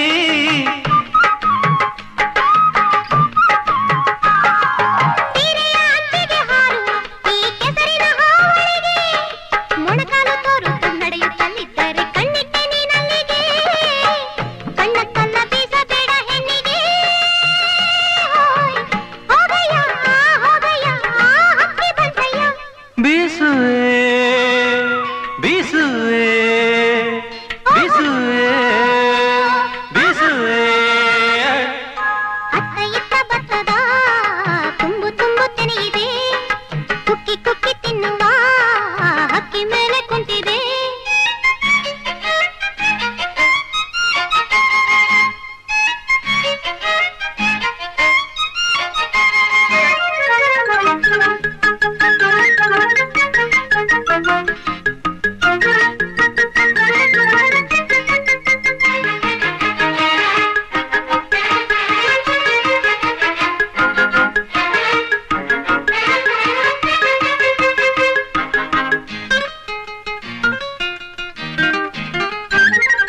ರಾತ್ರಿಲಿ ಗದ್ದೆಯ ಕಾಯಲು ಬುತ್ತಿಯ ನೀ ತಂದರೆ, ಇಂದ್ರನ ಲೋಕದ ಬೇಸಾಯ ತೋರುವೆ ಮಂಚಿಗೆ ನೀ ಬಂದರೆ.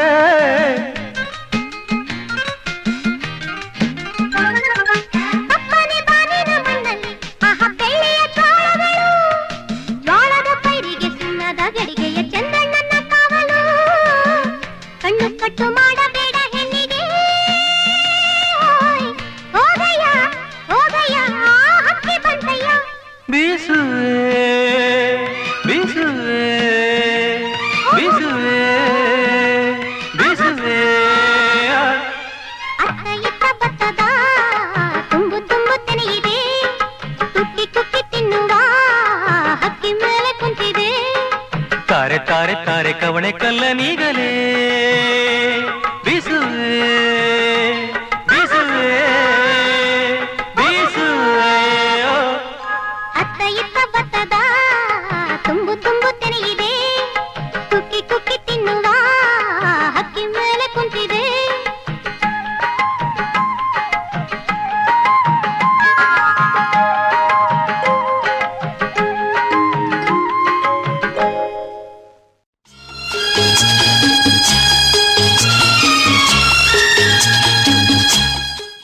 ವೆಲ್ಕಮ್ ಬ್ಯಾಕ್ ಕೇಳುಗರೆ. ಹೇಳಿ. ಜೆಪಿ ಅವರೇ. ನಮಸ್ಕಾರ ಸರ್. ನಮಸ್ಕಾರ, ಹೇಳಿ ಸರ್. ಸರ್, ನನ್ನೊಂದು ಕ್ವಶನ್. ನೀವು ಸಾಹಿತ್ಯ ವಿಭಾಗದಲ್ಲಿ ತುಂಬಾ ಕೃಷಿ ಮಾಡಿದವರು, ಚಿತ್ರರಂಗದಲ್ಲೂ ಕೃಷಿ ಮಾಡಿದವರು. ಈ ಸಾಹಿತ್ಯ ರಂಗದಿಂದ ಕೃಷಿ ಸಿನಿಮಾಕ್ಕೆ ಬಂದಾಗ ತುಂಬಾ ವ್ಯತ್ಯಾಸ ಅನ್ಸುತ್ತಾ, ಅಥವಾ ಎರಡು ಒಂದೇ ಅನ್ಸುತ್ತಾ ನಿಮ್ಗೆ? ಇಲ್ಲ ಇಲ್ಲ, ಬಹಳ ವ್ಯತ್ಯಾಸ ಇದೆ. ಈಗ ನೋಡಿ, ಇವಾಗ ನಂದೇ ಕಾದಂಬರಿ ತಗೊಂಡ್ರು, ಕಾದಂಬರಿ ಆಧಾರಿತ ಅಷ್ಟೇ, ವೇಣು ಕಾದಂಬರಿ ಆಧಾರಿತ. ವೇಣು ಕಾದಂಬರಿನೇ ಸಿನಿಮಾ ಮಾಡಲ್ಲ. ಆ ಕಾದಂಬರಿ ಇಟ್ಕೊಂಡು ನಮ್ ಕತೆ ಇಟ್ಕೊಂಡು ಚಿತ್ರಕಥೆ ಮಾಡ್ತಾರೆ, ಸ್ಕ್ರೀನ್ ಪ್ಲೇ ಅಂತ ಮಾಡ್ತಾರೆ ನೋಡಿ. ಆ ಸ್ಕ್ರೀನ್ ಪ್ಲೇಗ್ ನಾವು ಡೈಲಾಗ್ ಬರಿಬೇಕಾಗುತ್ತೆ. ಈಗ ಬೇರೆ ಯಾರ್ದೋ ಕತೆಗಾದ್ರೂ ನಾನು ಡೈಲಾಗ್ ಬರಿತೀನಿ ಅಂದ್ರೆ, ಬೇರೆ ಯಾರ್ದೋ ಕತೆಗೆ ಚಿತ್ರಕಥೆ ಮಾಡ್ತೀವಿ ನಾವು. ಆ ಚಿತ್ರಕಥೆಗೆ ಡೈಲಾಗ್ ಬರಬೇಕು. ಚಿತ್ರಕಥೆನಲ್ಲಿ ಏನಾದ್ರು ದಮ್ ಇದ್ರೇನೆ ಡೈಲಾಗ್ ಅಲ್ಲಿ ದಮ್ ಇರುತ್ತೆ. ಈಗ ನಂದು ಕಾದಂಬರಿಗಳು ತಗೊಂಡು ಚಿತ್ರಕಥೆ ಅಂತ ಮಾಡ್ತಾರೆ ಡೈರೆಕ್ಟರ್, ಸ್ಕ್ರೀನ್ ಪ್ಲೇ ಅಂತ. ಆ ಸ್ಕ್ರೀನ್ ಪ್ಲೇ ನಾವು ಡೈಲಾಗ್ ಬರೆಯೋದು. ಸ್ಕ್ರೀನ್ ಪ್ಲೇ ಇದೆಯಲ್ಲ ಅದೇ ನಿಜವಾದ ಸಿನಿಮಾದ ಶಕ್ತಿ. ಸ್ಕ್ರೀನ್ ಪ್ಲೇ ಆದ್ಮೇಲೆ ಡೈಲಾಗು, ಅಲ್ಲಿ ಸಾಂಗ್ ಪ್ಲೇಸ್ಮೆಂಟ್ ಎಲ್ಲ.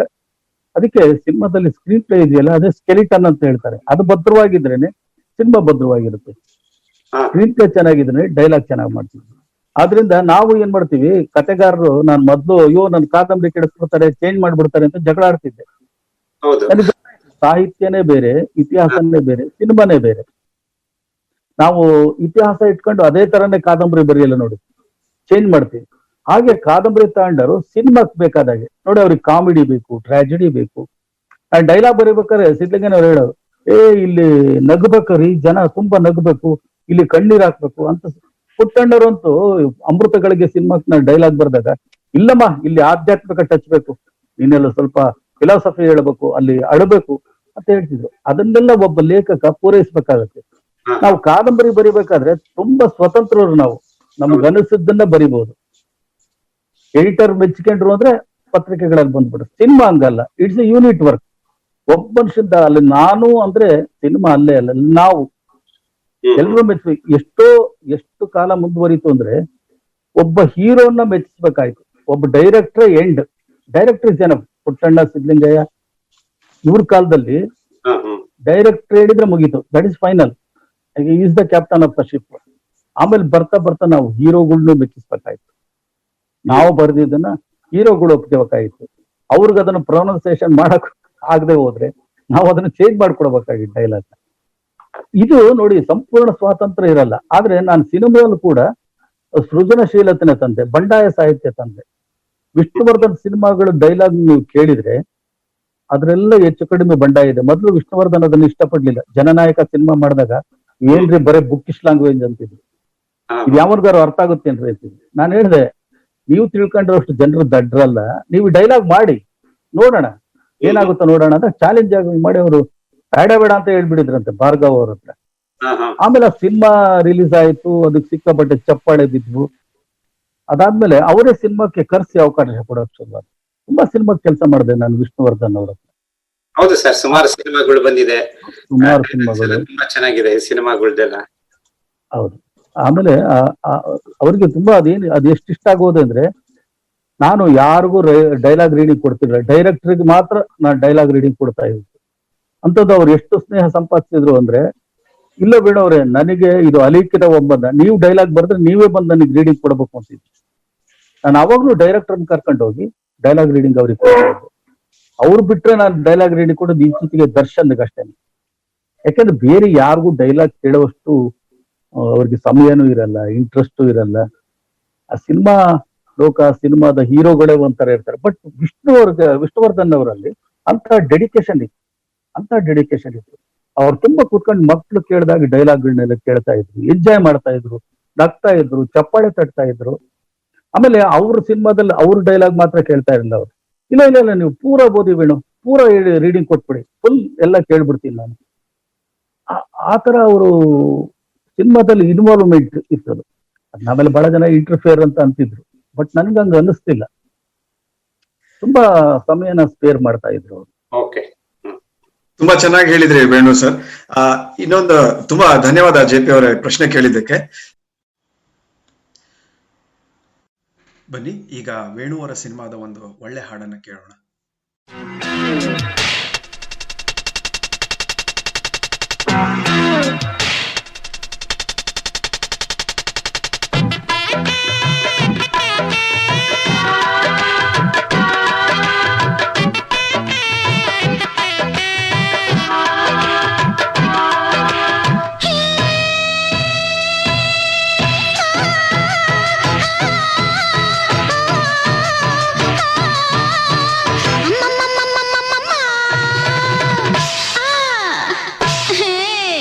ಎಂಟದೆಯ ಭಂಟ ನನ್ನೆದೆಯ ನೆಂಟ ಕಟ್ಟಿಕೊಳ್ಳು ನನ್ನ ಸ್ವಂತ. ಎಂಟದೆಯ ಭಂಟ ನನ್ನೆದೆಯ ನೆಂಟ ಕಟ್ಟಿಕೊಳ್ಳು ನನ್ನ ಸ್ವಂತ. ಕಾಯಲಾರೆ ನಾಳೆ ಗಂಟ ನೂರು ಕಂಬದರ ಮನೆಯ ಗದ್ದುಗೆಗೆ ನೀನೆ ಅಳಿಯ. ಅಂದಕ್ಕಿಲ್ಲ ಸಾಟಿ ರೊಕ್ಕ ಉಂಟು ಕೋಟಿ ಮಾಡಿಕೊಳ್ಳು ನನ್ನ ಲೂಟಿ. ಎಂಟದೆಯ ಭಂಟ ನನ್ನೆದೆಯ ನೆಂಟ ಕಟ್ಟಿಕೊಳ್ಳು ನನ್ನ ಸ್ವಂತ.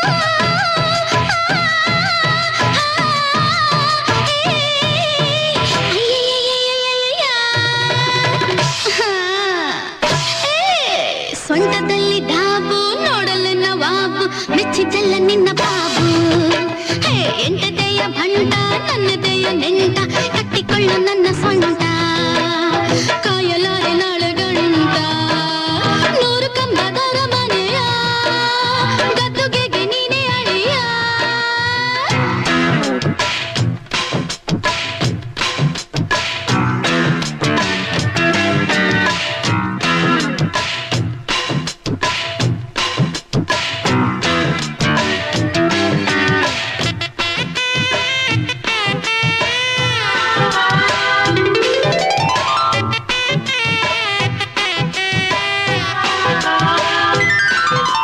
ಮುಳುಗೋ ಸೂರ್ಯ ಮುಳುಗಲಿ ಮುಳುಗೋ ನೀನೇ ತಾಳಲಿ ತಾಳಲಿ 16 ನೋಡಲಿ ತಾಳಿ ಕಟ್ಟಿ ಕೊರಳಲಿ ಮದುವೆಲಿ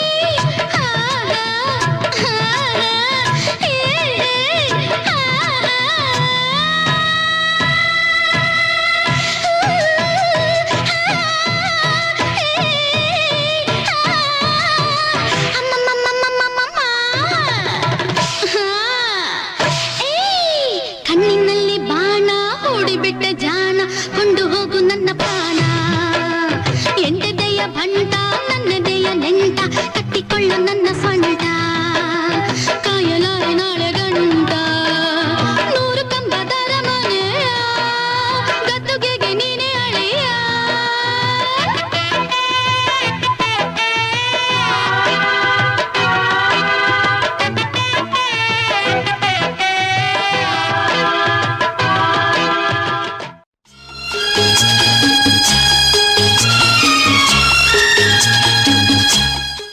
ವೆಲ್ಕಮ್ ಬ್ಯಾಕ್ ಕೇಳುಗರೆ.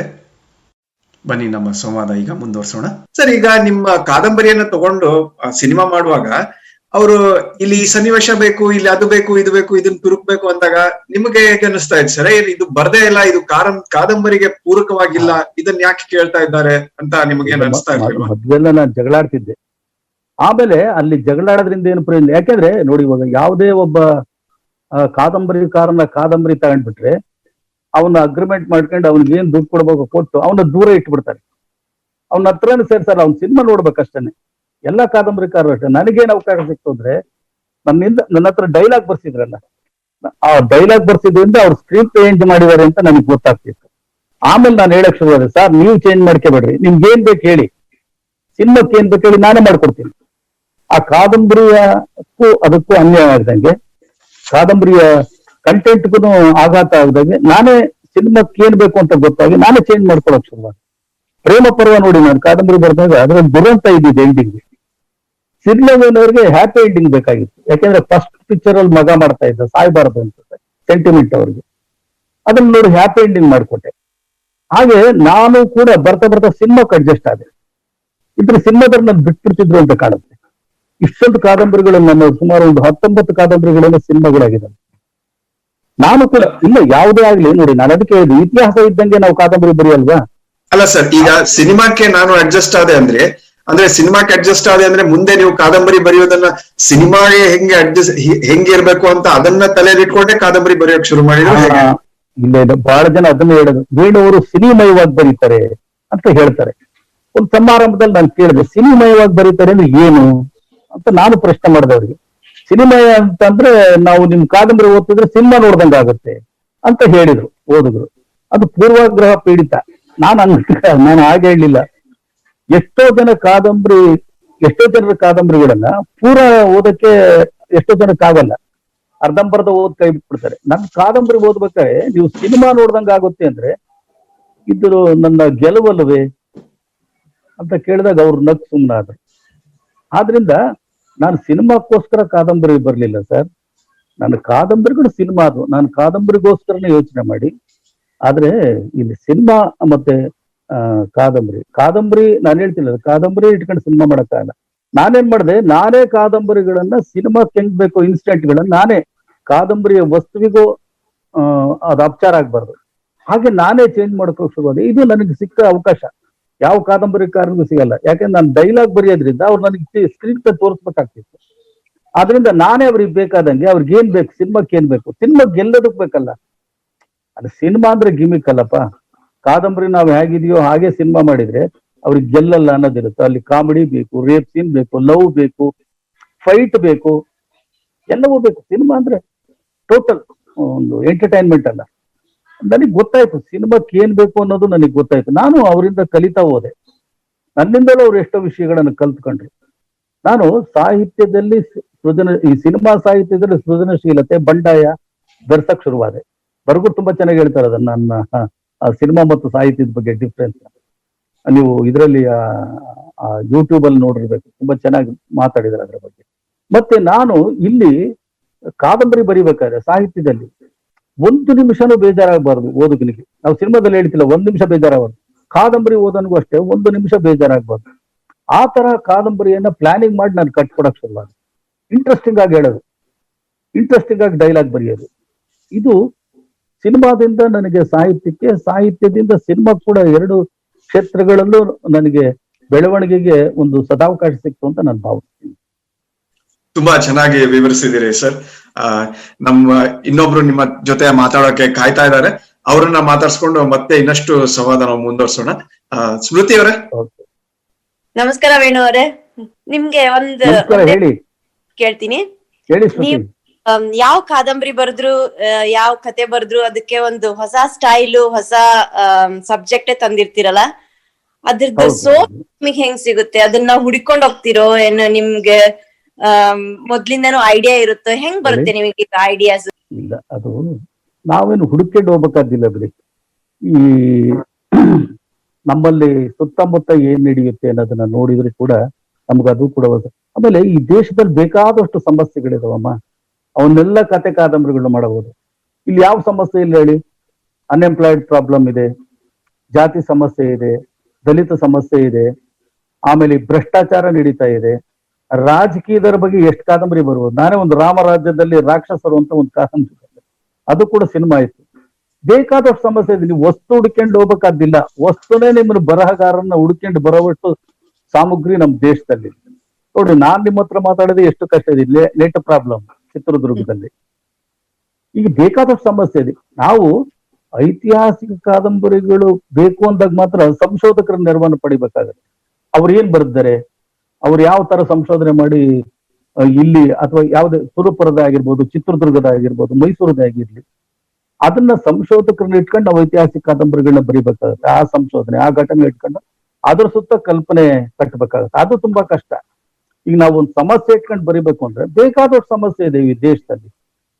ಇನ್ನು ನಮ್ಮ ಮನೆ ಸಮಸ್ಯೆ ಗೊತ್ತಲ್ಲ ನಿಮ್ಗೆ, ಗೊತ್ತಿದೆ.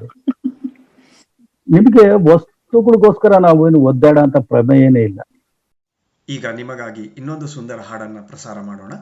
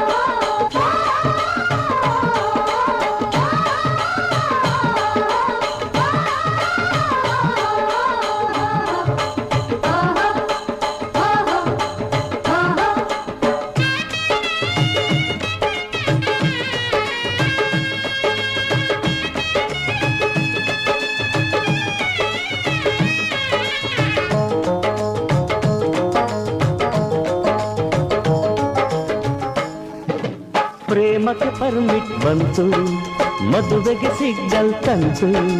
ಪ್ರೇಮಕ್ಕೆ ಪರ್ಮಿಟ್ ಬಂತು, ಮದುವೆಗೆ ಸಿಗ್ನಲ್ ತಂತು. ಓ ಚಿನ್ನ, ನನ್ನ ಸೇರಿದೆ ಮನಸ್ಸಿನಲ್ಲಿ ನೀನೇ ತುಂಬಿದೆ. ಪ್ರೀತಿ ಎನ್ನುವ ಕಥೆಗಳನ್ನು ಕಣ್ಣು ಕೇಳಿದೆ ನೋಡಿರು. ಬಂತು, ಮದುವೆಗೆ ಸಿಗ್ನಲ್ ತಂತು. ಓ ಚೆನ್ನ, ಆಸೆ ಮೂಡಿದೆ, ಗರಿ ತೆರೆದು ಮೇಲೆ ಹಾರಿದೆ.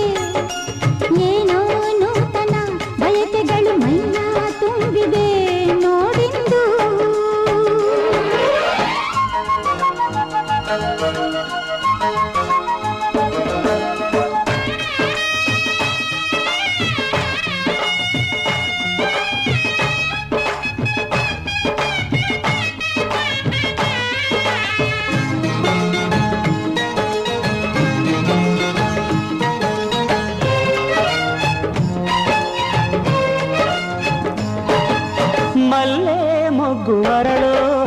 ನಗುತ್ತಾ ನನ್ನ ಗೆದ್ದೆ. ಮಲ್ಲೆ ಮೊಗ್ಗು ಅರಳೋ ಹಾಗೆ ನಗುತ್ತಾ ನನ್ನ ಗೆದ್ದೆ.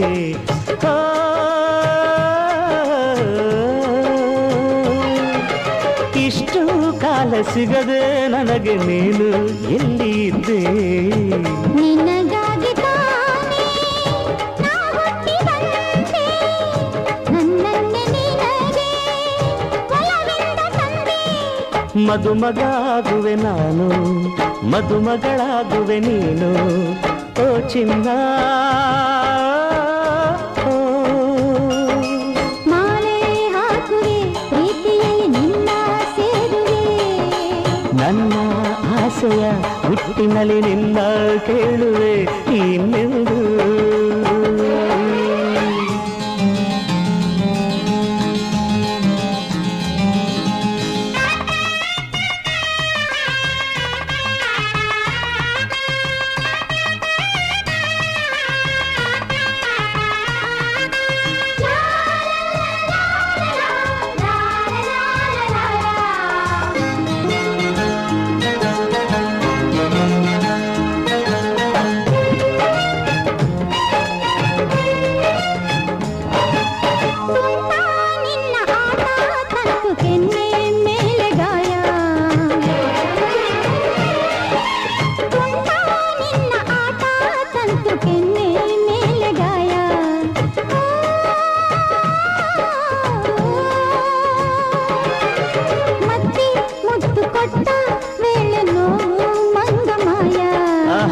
ಪ್ರತಿ ರಾತ್ರಿ ಹೊಸ ಕನ್ನಡು, ಹಗಲೆಲ್ಲ ಅದರ ನಶೆಯಲ್ಲಿ ಆಡು.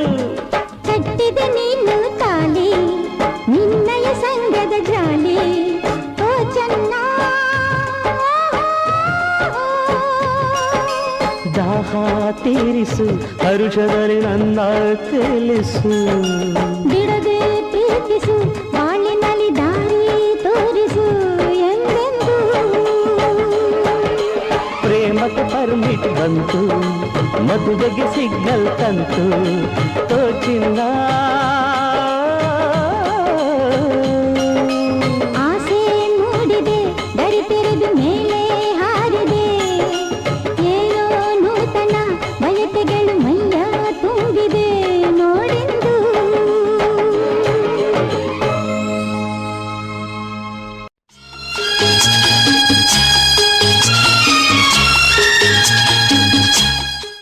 ವೆಲ್ಕಮ್ ಬ್ಯಾಕ್ ಕೇಳುಗರೆ. ಈಗ ನಮ್ಮ ಜೊತೆ ಪ್ರಭುಶಂಕರ್ ಅವರಿದ್ದಾರೆ. ಅವ್ರದ್ದೇನು ಪ್ರಶ್ನೆ ಅಂತ ನೋಡೋಣ ಬನ್ನಿ. ಅಂದ್ರೆ ನೀವು ಮದಕರಿ ನಾಯಕನ ಬಗ್ಗೆ ಹೇಳ್ತಿದ್ರಿ, ಈಗಲೂ ಸಹ ಮದಕರಿ ನಾಯಕ ನೀವ್ ಹೇಳಿದ್ರಲ್ಲ ಇದ್ರಲ್ಲಿ ಶ್ರೀರಂಗಪಟ್ಟಣದ ಜೈಲಲ್ಲಿ ಸತ್ತೋದ ಅನ್ಬಿಟ್ಟು. ಆದ್ರೆ ನಮ್ಮ ಮಾಯಕೊಂಡದವ್ರು ಏನ್ ಹೇಳ್ತಾರೆ, ಮಾಯಕೊಂಡದಲ್ಲಿ ಇವ್ರದ್ದು ಮದಕರಿ ನಾಯಕನ ಸಮಾಧಿ ಇದೆ ಅಂತಾರೆ. ಅದು ಎಷ್ಟು ಸತ್ಯ? ಅದು ಹೌದು, ಇಲ್ಲ ಇಲ್ಲ, ಅದು ನಿಜಾನೇ. ಹಿರೇ ಮದಕರಿ ನಾಯಕ, ಓಕೆ, ಹಿರೇ ಮದಕರಿ ನಾಯಕರ ಸಮಾಧಿ. ಅಂದ್ರೆ ಮದಕರಿ ನಾಯಕ ಬರೋದಕ್ಕಿಂತ ಮುಂಚೆ ಕಸ್ತೂರಿ ರಂಗಪ್ಪ ನಾಯಕ ಅಂತ ಒಂದು ಬರ್ತಾನೆ. ಅವನ್ ಫಾದರ್ ಹಿರೇ ಮದಕರಿ ನಾಯಕ. ಅವ್ರು ಹಿರೇ ಮದಕರಿ ನಾಯಕರ ಸಮಾಧಿ ಮಾಯಕೊಂಡದಲ್ಲಿದೆ. ತುಂಬಾ ತುಂಬಾ ಚೆನ್ನಾಗಿ ಮಾಡಿದ್ದಾರೆ ಬಿಡ್ರಿ. ಗಾರ್ಡನ್ ಎಲ್ಲ ಕಟ್ಟಿ ತುಂಬಾ ಬ್ಯೂಟಿಫುಲ್ ಆಗಿದೆ. ಅದನ್ನ ಸಮಾಧಿನ ತುಂಬಾ ಚೆನ್ನಾಗಿ ಉಳಿಸ್ಕೊಂಡಿದ್ದಾರೆ. ಅದನ್ನ ಪೂಜೆ ಗೀಜೆ ಕೂಡ ಮಾಡ್ತಾರೆ. ಅದ್ ನಿಜ. ಇದು ಹಿರೇ ಮದಕರಿ ನಾಯಕನ ಸಮಾಧಿ. ಆತನ ಬಗ್ಗೆನೂ ಕೂಡ ನಾನು ಕಾದಂಬರಿ ಬರ್ತೀನಿ. ಅಲ್ಲಿ ಆ ಮಾಯಕೊಂಡದ ಮಟ್ಟಿಯ ಮೇಲೆ ಯುದ್ಧ ಆಗುತ್ತೆ, ಅಲ್ಲಿ ಅವನು ಮರಣ ಹೊಂತಾನೆ, ಅಲ್ಲಿ ಅವನು ಸಮಾಧಿ ಕಟ್ಕೊಂಡಿದ್ದಾನೆ ಅಲ್ಲಿ. ಇದು ಈ ನಮ್ಮ ಈ ಕೊನೆ ಮದಕರಿ ನಾಯಕ ಅಲ್ಲ ನೀವು ಹೇಳೋ ಮದಕರಿ ನಾಯಕನಿಗೆ ಅವನು ತಾತ ಆಗ್ಬೇಕ. ಓಕೆ ಓಕೆ ಓಕೆ, ಸರಿ ಸರಿ ಸರಿ ಸರಿ, ಓಕೆ. ತುಂಬಾ ಧನ್ಯವಾದ ಪ್ರಭು ಅವರೇ ಪ್ರಶ್ನೆ ಕೇಳಿದ್ದಕ್ಕೆ. ವೇಣು ಅವರು ತುಂಬಾ ಚೆನ್ನಾಗಿ ಹೇಳಿದ್ರು. ಆ ಮದಕರಿ ನಾಯಕ ಬೇರೆ, ಈ ಮದಕರಿ ನಾಯಕ ಬೇರೆ. ಆದ್ರೆ ಇತಿಹಾಸವನ್ನೇ ಓದದ ನಾವು ಮದಕರಿ ನಾಯಕ ಅಂದ್ರೆ ಒಬ್ಬನೇ ಮದಕರಿ ನಾಯಕ ಅಂತ ತಲೆಯಲ್ಲಿ ಇಟ್ಕೊಂಡಿರ್ತೀವಿ. ಸೊ ಹಾಗಾಗಿ ಆ ಮದಕರಿ ನಾಯಕನೇ ಈ ಮದಕರಿ ನಾಯಕ ಕಿತ್ತಾಡ್ತೀವಿ.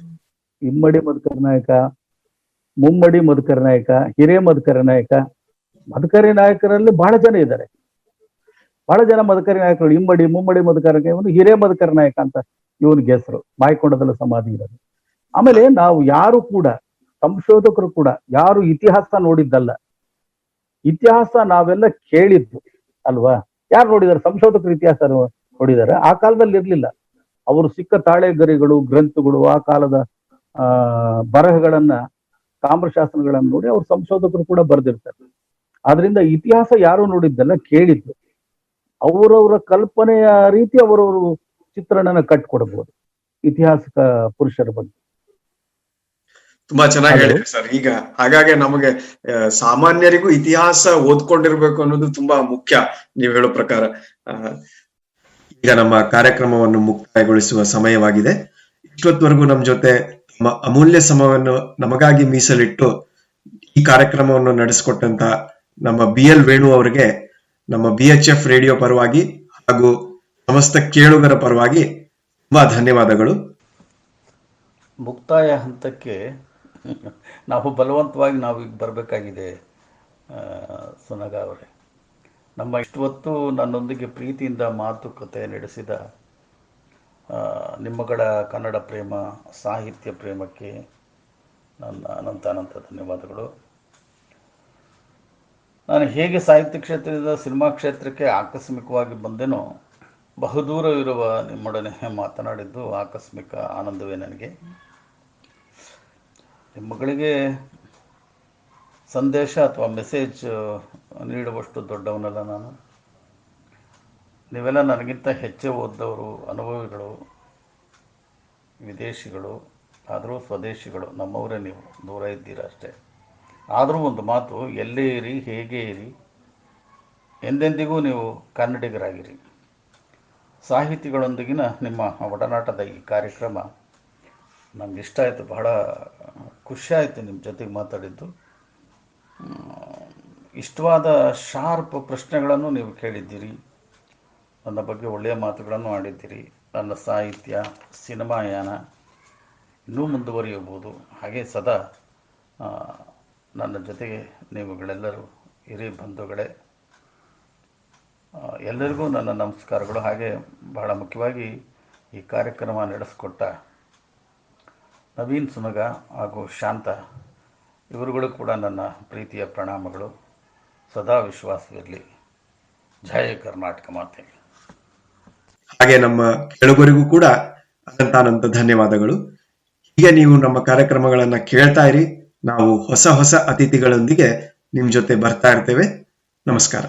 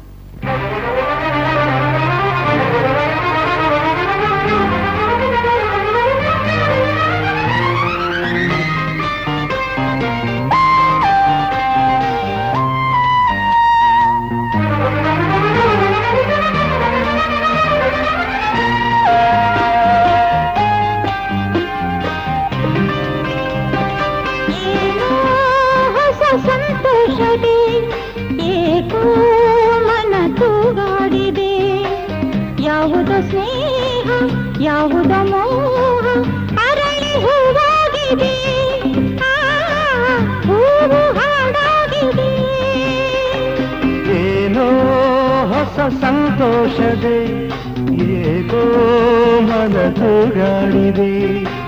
ಯಾವುದು ಸ್ನೇಹ, ಯಾವುದು ಮೋಹ, ಅರಳಿ ಹೂವಾಗಿದೆ, ಆ ಹೂವು ಹಾಡಾಗಿದೆ.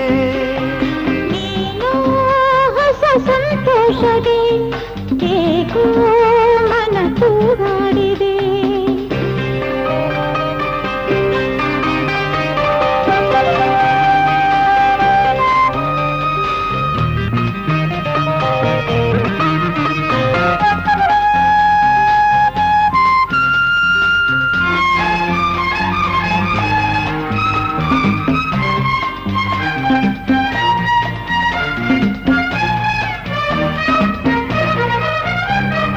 ಹೊಸ ಭಾವ, ಹೊಸ ಜೀವ ಇಂದು ನಮ್ಮಲ್ಲಿ. ಮನಸ್ಸು ಮನಸ್ಸು ಬೆರೆತ ಸುಖದಲ್ಲಿ. ಶ್ರುತಿರಾಗ ಕಲೆತಂತೆ ನಮ್ಮ ಸಂಗಮ ಸ್ವರದ ಲಯದ ಮಿಲನದ ಸಂಭ್ರಮ ಹೃದಯ ಹಾಡಿದೆ ನಲಿವು ಮೂಡಿದೆ ಜಗವೇ ಆಡಿದೆ ಏನೋ ಹೊಸ ಸಂತೋಷದೆ ಏಕೋ ಮನಕುಗಾಡಿದೆ ಯಾವುದೋ ಸ್ನೇಹ ಯಾವುದೋ ಮೋಹ ಅರಳಿ ಹೂವಾಗಿದೆ ಹೂವು ಹಾಡಾಗಿದೆ ಏನೋ ಹೊಸ ಸಂತೋಷದೆ ಏಕೋ ಮನಕುಗಾಡಿದೆ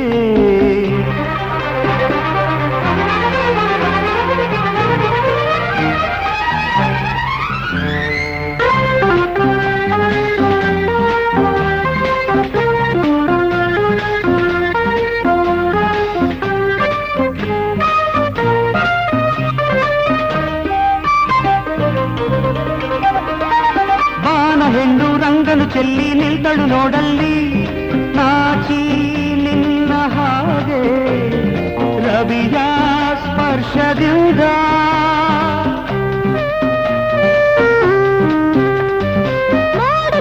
ಜೋಡಿ ಹಕ್ಕಿ ಹಾಡಿದ ಕೇಳಲಿ ನನ್ನ ನಿನ್ನ ಎಂದು ಹರಸಿ ಪ್ರೇಮದಿಂದ ನಡೆವ ಜೊತೆಗೆ ನಲಿವಾ ಸುಖದೆ ನಡೆವಾ ಜೊತೆಗೆ ನಲಿವಾ ಸುಖದೆ ಕೂಡಿ ಬಾಳುವ ತೇಲುವ ಆಡುವ ಏನೋ ಹೊಸ ಸಂತೋಷದೆ ಏಕೋ ಮನದುಗಾಡಿದೆ ಯಾವುದೋ ಸ್ನೇಹ ಯಾವುದೋ ಮೋಹ ಅರಳಿ ಹೂವಾಗಿದೆ ಹೂವು ಹಾಡಾಗಿದೆ ಲಾ ಲಾ ಲಾ ಲಾ ಲಾ ಲಾ ಲಾ ಲಾ ಲಾ ಲಾ